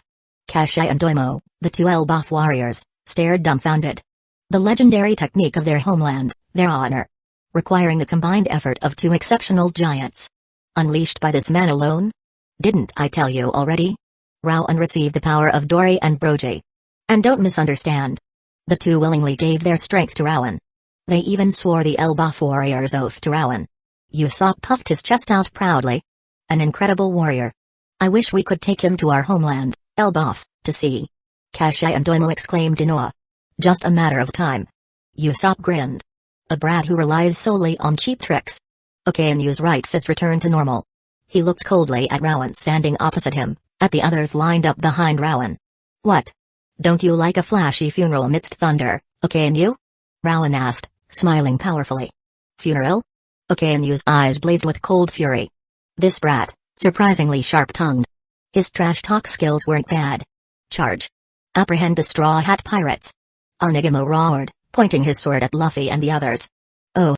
The Marine headquarters elites, fueled by a mad surge of adrenaline, let out beast-like roars. Fear must be completely overcome upon stepping onto the battlefield. Besides, Admiral Akainu was here to handle Sky Sovereign Rowan. Their opponents were the Straw Hat pirates. Thump. Thump. Thump. Accompanied by deafening stomps, the Marine forces surged towards Luffy and the others. Let's go. This is all-out war. Luffy roared, charging headfirst into the heart of the Marine formation. Ooh. Zoro and Sanji were right behind him. Vivi, Nami, and Robin also charged into the fray. Chopper activated his heavy point, and Frankie let out his signature battle cry. The 2 giants, carrying Usopp, strode towards the Marine formation. Usopp perched on Kashai's shoulder, aiming his special slingshot from his sniper's vantage point. Both sides clashed with roars and screams. And the 2 strongest fighters, Akainu and Rowan, faced each other across the battlefield. Crackle. Boom. Conqueror's coating instantly enveloped Rowan, and with a terrifying roar, he vanished. Conqueror's coating. Speed enhancement. Humphrey. Okainu's eyes blazed an intense red, His own observation hockey pushed to its limit. His legs transformed into swirling magma, then exploded violently. Utilizing the explosive force, Akainu instantly vanished as well. Bang! Rowan and Akainu clashed in the center of Inai's lobby's main island. This was the battlefield they had both chosen. Boom! Magma fist and lightning glove collided violently. Chapter 141, Bonus, Dimensional B8 down on Marine Headquarters. The Great Staff Officer loses her cool. Marine Headquarters. Bang! Sengoku slammed his fist violently onto the desk. Doberman and Strawberry are dead. Half the Buster Call fleet annihilated. Sengoku's eyes were bloodshot with fury. Doberman and Strawberry were elite among the headquarters vice admirals. They had rendered distinguished service to the Navy, absolute pillars of marine strength. Yet they died just like that. Less than 10 minutes since the Buster Call passed through the gates of justice and engaged Sky Sovereign Rowan. 2 Marine Headquarters Vice Admirals dead, half the Buster Call fleet lost. Such catastrophic losses. Even Sengoku hadn't anticipated this. This was a super Buster Call led by Akainu himself. Akainu's strength was undoubtedly the greatest among the 3 Marine Admirals. Not only did he possess the magma fruit, but his iron will and ruthless dedication to absolute justice had forged the strongest armament hockey among the admirals. Akainu's physique, further enhanced by the top-tier magma fruit and being in his prime, was arguably the strongest in Marine Headquarters. Even stronger than Sengoku's own Buddha form. Sengoku had believed that with Akainu leading, even if they couldn't capture Rowan, they could at least seize several core members of the Straw Hats with the Buster Call's overwhelming numbers. Like pirate hunter Roronoa Zoro. During Aokiji's brief clash with him, Aokiji noticed something strange about Zoro. A bizarre, demonic power that allowed him, even without mastering Conqueror's coding, to channel a sliver of Conqueror's hockey's might into his attacks. Displaying such terrifying aptitude without even mastering Conqueror's coding. Once he did master it, Zoro would become a great enemy of the Navy. He too had the potential to possess Emperor-level power. They couldn't allow another Shanks to emerge. Such horrifying potential absolutely could not be ignored. The bottom line for this Buster Call, in Sengoku's mind, was the capture of Roronoa Zoro. As for Straw Hat Monkey D. Luffy, Garp's damn grandson. Capturing him would be best, but if not, they could deal with him later. The primary target of this Buster Call, in reality, wasn't Rowan or Straw Hat Luffy. It was pirate hunter Roronoa Zoro. For this, Sengoku had already given orders to the 5 deploying vice admirals, kill or capture Zoro at all costs. Sengoku believed that once the battle began, Rowan would be in for a big surprise. And the combined might of 5 vice admirals and 10 Buster Call warships should be more than enough to achieve this objective. But who could have known? Sky Sovereign Rowan had awakened Cypher Pal 9 Agent's Door Fruit model, Dimensional Gate Devil Fruit. An awakened Door Fruit model, Dimensional Gate Devil Fruit, was completely outside their pre-battle planning. Because of this ability, Akainu's Meteor Volcano, instead of causing any damage or trouble to the enemy, sank 3 of their own Buster Call warships. Even worse, the appearance of this ability completely nullified all long-range attacks against Rowan and the Straw Hats. The 10 Buster Call warships, originally an advantage in firepower, had become a liability. Akainu's long-range attacks couldn't be used, the fleet was reduced to taking a completely passive beating. And Sky Sovereign Rowan was also an ultimate human with an awakened human fruit. Through a series of schemes, in less than 10 minutes of engagement, Doberman and Strawberry were killed in action. The Buster Call warships had become useless decorations. Originally, in Marine Headquarters' war plan, these warships, in conjunction with Akainu's Meteor Volcano, were supposed to unleash prolonged, long-range fire barrages on Rowan and the Straw Hats' location. Not necessarily to defeat Rowan, but to exhaust his stamina and hockey. That was the objective. But the appearance of the Door Fruit model, Dimensional Gate Devil Fruit ability rendered their entire war plan useless paper. Now, what was once an absolute numerical superiority against the Straw Hats had become an even match. The casualties from this Buster Call against Rowan and the Straw Hats would definitely exceed their original projections. The Door Fruit model, Dimensional Gate Devil Fruit. Awakened. The Door Fruit model, Dimensional Gate Devil Fruit Cypher Pal 9 agent possessed was not awakened. Even based on Aokiji's intel. Though Rowan could acquire awakened fruits by stealing them. An unawakened fruit, upon being stolen, also instantly awakens in his hands. Just as we suspected earlier. Rowan's power isn't just about stealing others' powers. There's something else. Something far more mysterious. Across from Sengoku, Aokiji and Tsuru sat, Tsuru frowning, her eyes also bloodshot. Less than 10 minutes into the battle, and such terrifying attrition. even against a full Emperor crew. A super buster call led by a KNU shouldn't have suffered this level of attrition. All of this, including Aokiji's earlier defeat, stemmed from the same fundamental problem, information asymmetry. They were completely outmatched in intelligence. How ironic. How completely unacceptable and incredibly bizarre. Marine headquarters, the strongest force on the seas. Yet, outmaneuvered by a rookie pirate who had only been active for a few months. Outmaneuvered, no. Dimensionally crushed in intel. Their enemy seemed to know Marine headquarters inside out. Including Sengoku's ability, even Marine deployment strategies. Yet they knew almost nothing about Sky Sovereign Rowan. Much of their intelligence came from Rowan's own deliberate reveals. And each new revealed ability heralded a massive power surge. It seemed like Rowan was using this intel to misdirect and delay the Navy's strategic responses while he steadily advanced his own plans. An ultimate human strategic thinking. Was incredibly annoying. Even Tsuru, whose wash fruit cleansed her mind of distracting thoughts, allowing absolute calm analysis, couldn't help but curse inwardly at the situation. Sengoku the Buddha. Plus herself, whose wash fruit helped devise strategies, plus their entire staff of expert analysts at Marine headquarters. All outmaneuvered by a single person. What utter humiliation. I blame myself for the insufficient intel. Aokiji stated grimly. Marine headquarters' war plan for this buster call against Rowan and the Straw Hats had relied heavily on the intel he brought back. Now, due to that incomplete intel, the buster call had suffered such heavy losses. Aokiji, as an admiral, felt deeply responsible. A chilling thought suddenly crossed Aokiji's mind. Was that deliberate reveal of his power-stealing ability also part of this man's plan? Had he already begun plotting then, scheming towards this very moment today? But how could Rowan have known about Cypher Pol 9 agent's mission in Water 7 back then? That was supposed to be top secret. And how could he know about the golden transponder snail in Spandam's possession? Even for an ultimate human, the level of calculation was absurdly terrifying. But then, remembering Rowan's horrifying, enigmatic nature, his constant intelligence advantage over Marine headquarters, Aokiji couldn't shake the feeling it was all part of the man's design. Could an ultimate human be that scary? No. It's not just about being an ultimate human.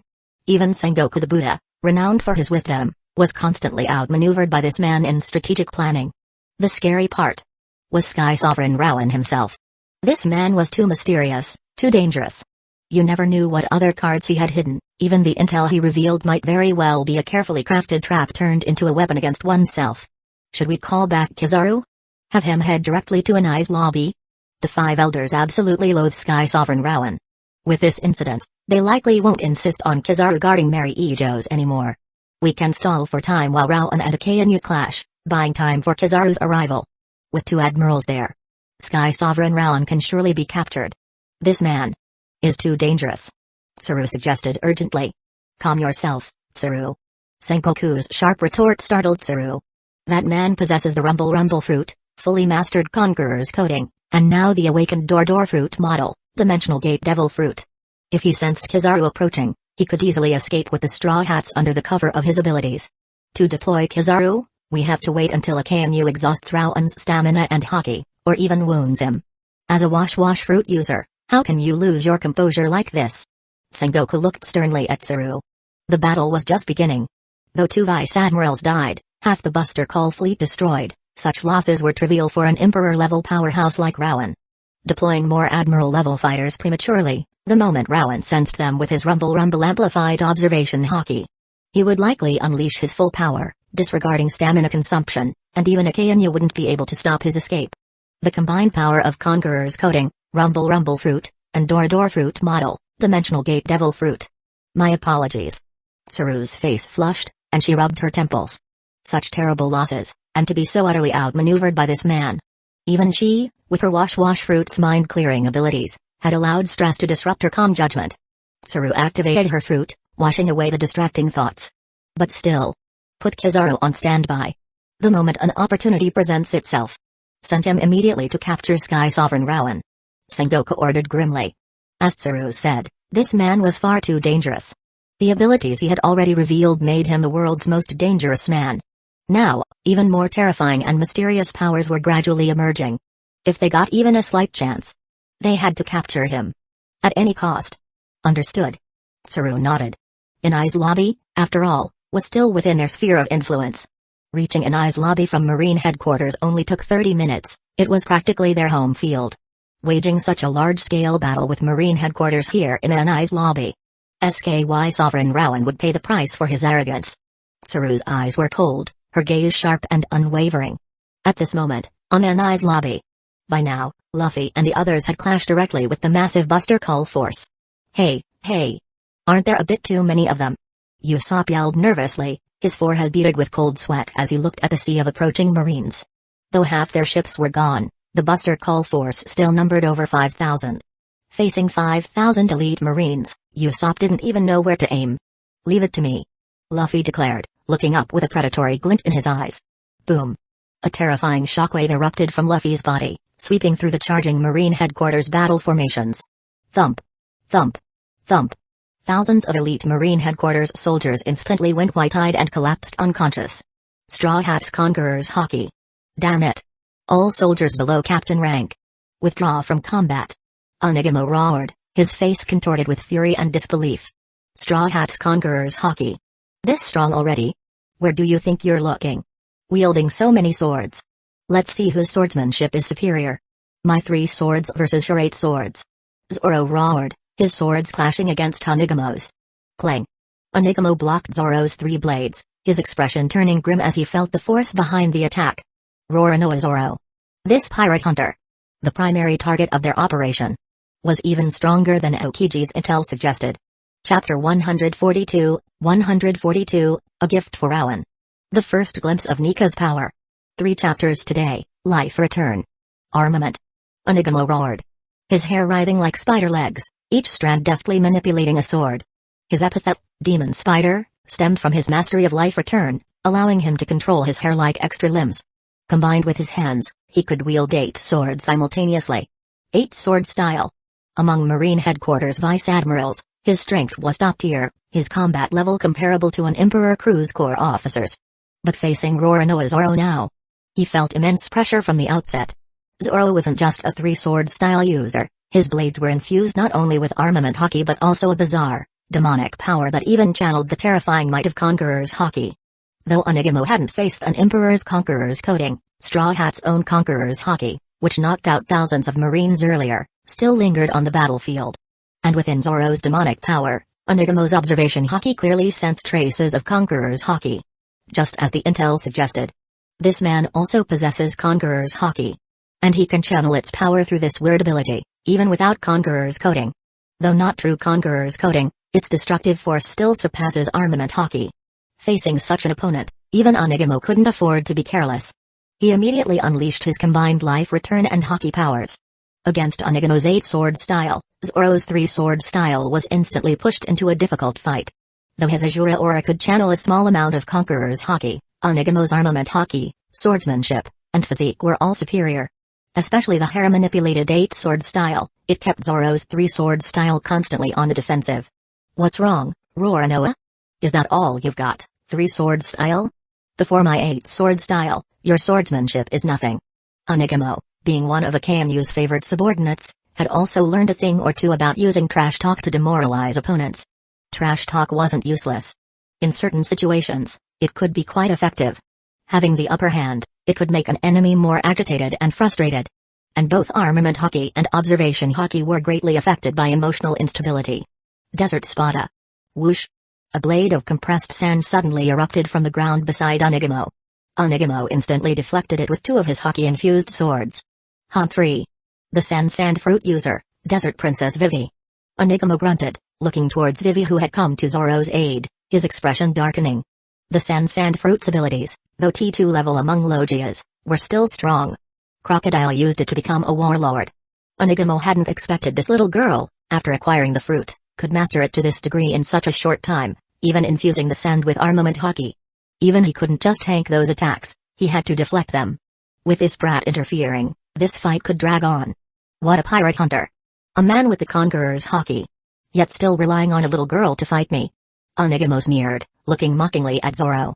He hadn't forgotten their primary mission, kill or capture this pirate hunter. Originally, with the Buster Call's strength, they could have assigned 2 vice admirals to Zoro. But they hadn't anticipated Sky Sovereign Rowan would be this terrifying. With the Straw Hat's powerful Conqueror's Hockey clearing the field, plus the 2 rampaging giants, the Buster Call's original numerical advantage was instantly nullified. To quickly complete their primary objective under these circumstances required using all means available. Based on marine intel, Roronoa Zoro was incredibly proud and never attacked women nor children. Provoking him with insults about needing a woman's help might cause the hot-headed Zoro to momentarily lose control. And that would be Onigamo's chance. "Are you looking down on me?" Zoro asked, a fierce, predatory grin spreading across his face. Onigamo's mocking smile vanished, replaced by a scowl. "Beasts usually hunt alone. But have you ever seen a foolish king of beasts relying on others?" Zoro's eyes blazed with the purple-black aura of his Azura power. Zoro was incredibly proud. But he wasn't the same naive fool who challenged the world's strongest swordsman back in the East Blue without even mastering armament hockey or the ability to cut steel.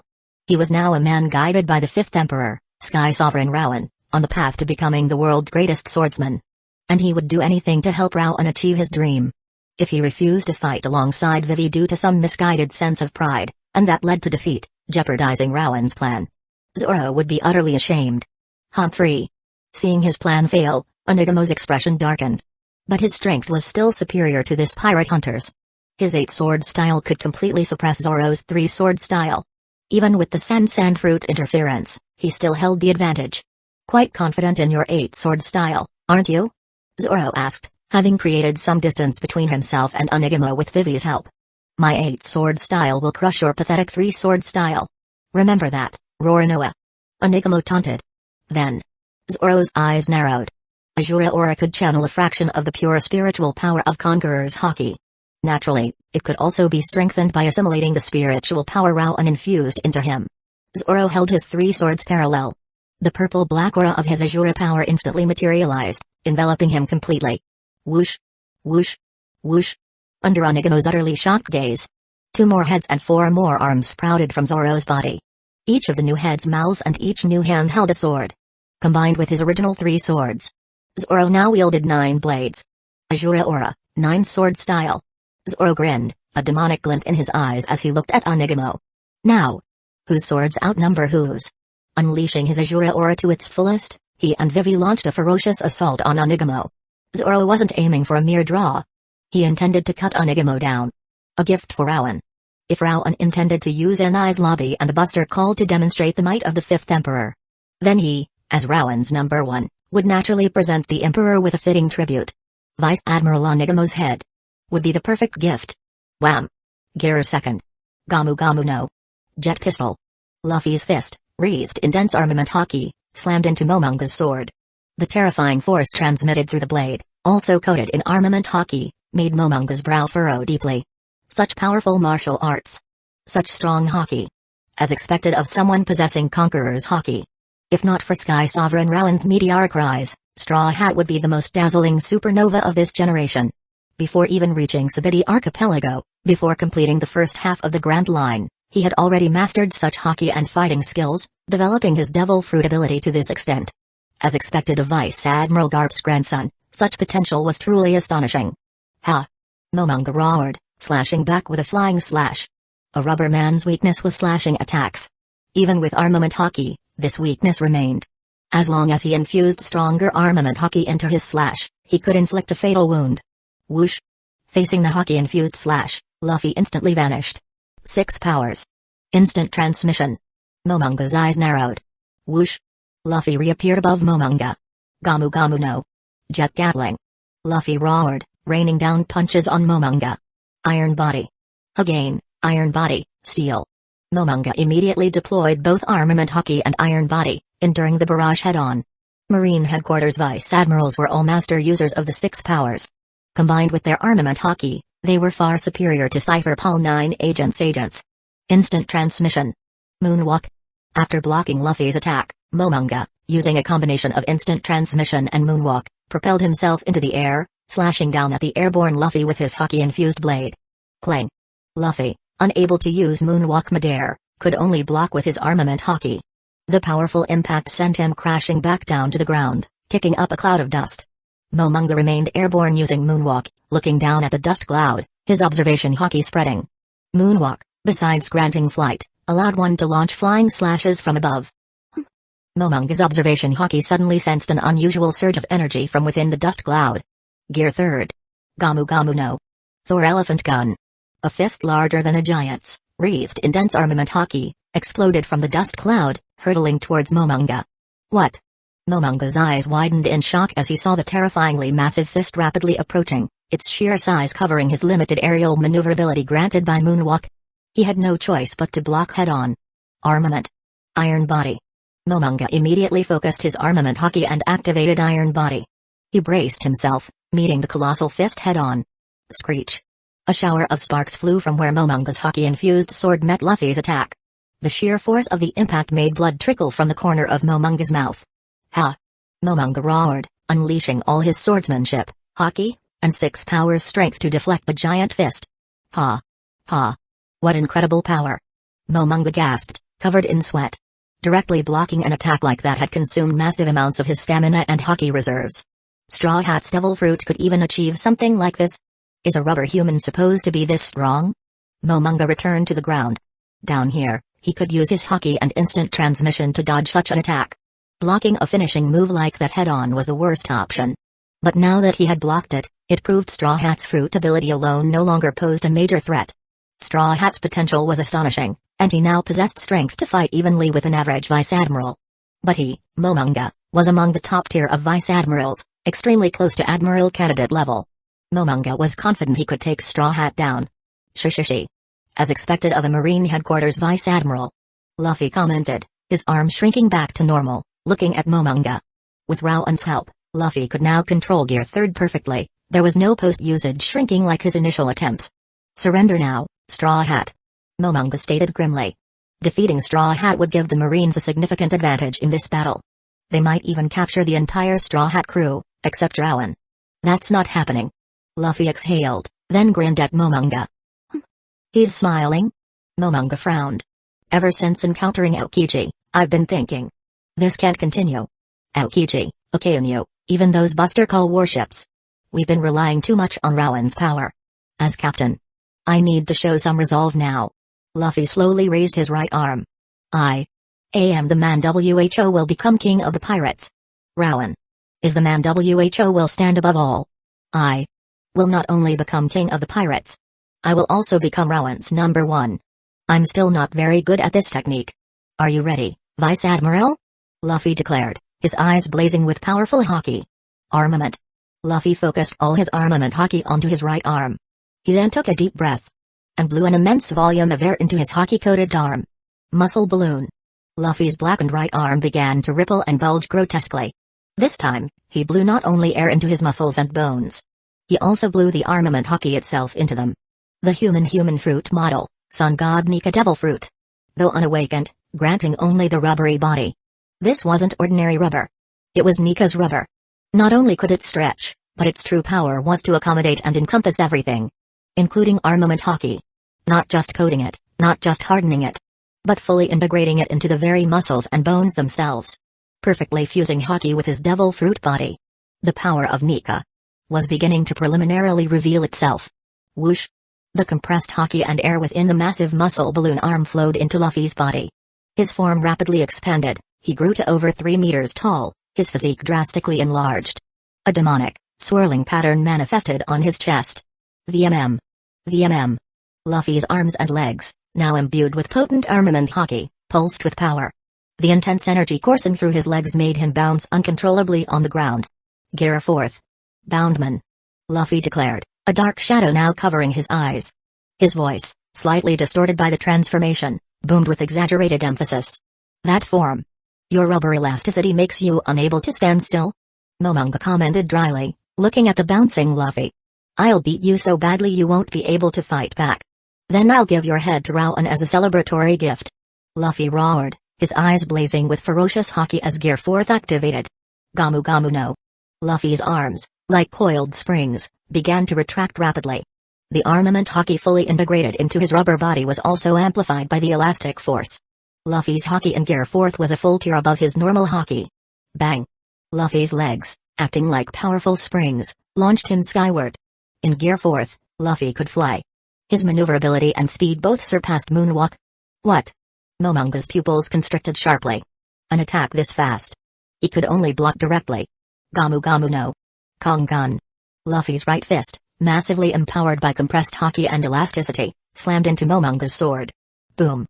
The terrifying force sent Momonga flying like a cannonball, crashing through multiple buildings on Anai's lobby. He coughed up blood, his expression contorting with agony. Vice Admiral Momonga. The surrounding Marines yelled in horror. Chapter 143, Momonga crashed through countless Anai's lobby buildings, finally slamming into the remains of a ruined structure, buried under a cascade of debris. Vice Admiral Momonga. The surrounding Marine elites cried out in alarm. These were the absolute elite of Marine headquarters, all of captain rank or higher. Straw Hat's earlier blast of Conqueror's hockey had prevented lower-ranked soldiers from even stepping onto this battlefield. Momonga was a core member of the Dove faction. His strength among vice admirals was top tier, very close to admiral candidate level. Yet, he was sent flying by Straw Hat? Cough. What was that? Momonga, his face grim, unleashed several sword slashes, clearing the rubble burying him. Blood trickled from the corner of his mouth, and his justice coat was torn. He no longer looked as composed as when first facing Luffy. Armament hockey and his devil fruit ability combined? No, that wasn't it. If it were just standard armament hockey combined with a devil fruit, his earlier Gear 3 would have been at its limit. Straw Hat had somehow elevated his power. Both his devil fruit ability and his armament hockey. To another level. What kind of devil fruit was this? Could it actually amplify even armament hockey? But Momonga had no time to ponder the question. Gear 4 was a form Luffy unlocked prematurely thanks to Rowan's help by digesting vast amounts of desire for liberation. Being newly unlocked, Luffy's biggest issue was lack of control. The stamina and hockey consumption was immense, forcing Luffy to end the fight quickly. Boing! Luffy, using the elastic recoil of his rubber body for propulsion, moved with incredible speed through the air, reappearing above Momonga. Gamu Gamu no. High above, Luffy's legs began to contract rapidly. The armament hockey now integrated into his Nika rubber. Ready to be released with multiplied force. Rhino Schneider. Luffy roared, launching his legs downwards towards Momonga at speeds barely visible to the naked eye. Armament hockey. Iron body. Go. Caught off guard and still recovering from the previous Gear 4 blow, Momonga desperately used armament hockey and his strongest iron body to block the attack head-on. Bang. Spurt.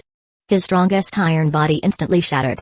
Momonga sprayed out another mouthful of blood, his eyes filled with horror. So strong. Straw Hat in this form was actually stronger than him. This strength had reached Admiral Candidate, 4 Emperor's commander level. This was the strength of a true powerhouse, regardless of location. Such power wasn't what a pirate with a 300 million Bailey bounty should possess. The brilliance of Sky Sovereign Rowan had overshadowed the rest of the Straw Hat crew, making them seem like they existed solely under his protection. Even for Straw Hat Luffy, the captain. He hadn't garnered much attention from the Navy before now. Their focus had been entirely on Rowan. But at this moment, Momonga realized they had drastically underestimated Luffy's terrifying potential. This Gamu Gamu fruit. There's something very wrong with it. Momonga, a seasoned warrior who had clashed with countless devil fruit users, though he hadn't eaten a fruit himself, possessed deep knowledge about them. Devil fruit abilities were essentially fixed. Whoever ate a fruit gained the corresponding power. Before awakening, one could continuously strengthen their devil fruit abilities simply by enhancing their physique until reaching a plateau. Further enhancement required awakening, at which point the fruit unleashed its full potential. But Straw Hat's Gamu Gamu fruit. What was going on? Gear 2nd, Gear 3rd. Continuously elevating the fruit's power by gears. And now Gear 4th. Even elevated his armament hockey by a tier. Momonga was certain, Straw Hat's fruit hadn't awakened. Yet it could still shift gears like this? This ability wasn't characteristic of a Perimsha devil fruit. It resembled the multiple transformation points of a zone. And not just normal transformation points. Such ability was similar to that of a mythical zone. Mythical zones, besides having multiple transformations, also granted the user a unique special ability. Kaido, for instance, having eaten the top-tier mythical zone, Fish Fruit model, Azure Dragon Devil Fruit. Gained not just the power of the Azure Dragon, but also control over natural elements. This ability to upshift all aspects of his power, even his hockey. It was too much like a mythical zone ability. Didn't Straw Hat eat the Perimsha Gamu Gamu fruit? Straw Hat Luffy's fruit definitely had a secret. A huge secret. Momonga's pupils constricted sharply. A terrifying suspicion formed in his mind. Why did Sky Sovereign Rowan choose this insignificant, unknown Straw Hat crew? And before this current battle, the entire Straw Hat crew seemed to exist solely under Rowan's protection. Even if Straw Hat and Pirate Hunter possessed Conqueror's hockey. Before someone like Sky Sovereign Rowan, it was hardly noteworthy. And back in the East Blue, when Rowan joined Straw Hat's crew, Luffy and Zoro were completely unremarkable, having shown none of the frightening potential they now possessed. With Rowan's ability to steal all of another's powers, there was no logical reason for him to join such an insignificant crew. Unless this crew possessed a power that even Rowan wanted. Devil Fruit? Momonga's pupils constricted further. Sky Sovereign Rowan's every move since his debut had revolved around powerful devil fruits. From stealing Smoker's Smoke Fruit in Logue Town, the Flare Fruit, Rumble Fruit, Human Fruit, Door Fruit Model, Dimensional Gate Devil Fruit. All these fruits, possessing either incredible power or powerful support abilities, were acquired by Rowan. It was precisely because of this combination of abilities that Rowan was so terrifying, causing the Marines such devastating losses. If not for the Rumble Fruit, Rowan wouldn't be able to operate so freely. They could have mobilized multiple Admiral-level fighters to capture or eliminate him. And without the Door Fruit Model, Dimensional Gate Devil Fruit, Under Akanu's Magma Fruit and a Buster Call's firepower, the Navy should have held the overwhelming advantage according to their war plan. Who, on these seas, had greater mastery over devil fruits than Sky Sovereign Rowan? Even Whitebeard, possessor of the Tremor Fruit, or Kaido with the top-tier Azure Dragon Fruit, couldn't compare to Rowan in terms of devil fruit mastery. This man was the undisputed strongest in the world when it came to devil fruits. No one had ever wielded devil fruits to such a terrifying extent. The number of abilities he could possess seemed limitless. And his awakened fruits. The Rumble Fruit, Human Fruit, and now, the Door Fruit Model, Dimensional Gate Devil Fruit. He had even awakened the Door Fruit Model, Dimensional Gate Devil Fruit instantly after stealing it from someone who clearly hadn't awakened it. And he could somehow use the Flare Fruit's power without stealing it from Ace. Even Marine Headquarters acknowledged him as the strongest devil fruit user in history. Could it be Rowan chose this pirate crew because of the devil fruit within Straw Hat Luffy? Momonga felt a chill run down his spine. If so, a devil fruit targeted by Sky Sovereign Rowan would surely be no ordinary Paramsha. And Straw Hat's currently displayed abilities seem to confirm it. Special Paramsha? Or a mythical zone? Momonga's mind raced, frantically searching his knowledge of devil fruits for a match to Straw Hat's abilities. Gamu no. Kong Organ Gun. Luffy, giving Momonga no more time, prepared to end the battle. Both his fists, under Nika's rubber elasticity, retracted completely into his body, then prepared to unleash a barrage to finish Momonga. Armament Hockey. Iron Body. A hockey-infused flying slash from Onigamo forced Luffy to break off his attack and defend. Momonga. Be careful. Yamakaji yelled, having just provided support with that slash. Sorry. There's something wrong with Straw Hat's devil fruit. It's not a normal Paramsha fruit. Momonga coughed up more blood, recovering from the force of Luffy's blow. What? Yamakaji, currently fending off Sanji and the others, his brow furrowed sharply. Vice Admiral Momonga. We'll help you. Several Rear Admirals rushed to his aid, turning to face Luffy. Rear Admirals all had mastered armament hockey. Only their incomplete mastery of observation hockey prevented promotion to Vice Admiral. Let's take down Straw Hat together. His devil fruit absolutely cannot be allowed to fall into Sky Sovereign Rowan's hands. Momonga roared. Though he didn't understand what it was, or why Rowan hadn't stolen it himself yet but was seemingly letting Straw Hat develop it further. The mere possibility was too terrifying. Sky Sovereign Rowan was already frighteningly powerful. The loss of 2 Vice Admirals and half the Buster Call fleet in less than 10 minutes was a bloody lesson. If Rowan acquired even more powerful devil fruit abilities, he would truly become unstoppable. Compared to that threat, a Vice Admiral's pride meant nothing. Taking down Straw Hat with the help of these Rear Admirals was now paramount. Bastard. Diable Jam. Premier Hickus. Sanji snarled, eyes bloodshot, launching a relentless barrage of kicks towards Yamakaji. They had the largest number of fighters focused on Yamakaji here, and he still managed to launch a support attack for Momonga. If not for that intervention, Luffy might have already taken down that Vice Admiral. Sanji burned with fury. Not having Conqueror's Hockey already frustrated him greatly. He was trying to compete with Zoro for the #1 spot. He couldn't let something like this happen. Consumed by his rage and frustration, Sanji fought recklessly, completely ignoring the risk of injury, attacking Yamakaji relentlessly. Yamakaji's expression instantly changed. Even though he had aided Momonga, he himself was also under immense pressure. Pressure that wasn't coming from Blackleg Sanji before him, but from Cat Burglar Nami waiting for an opportunity to strike from the side.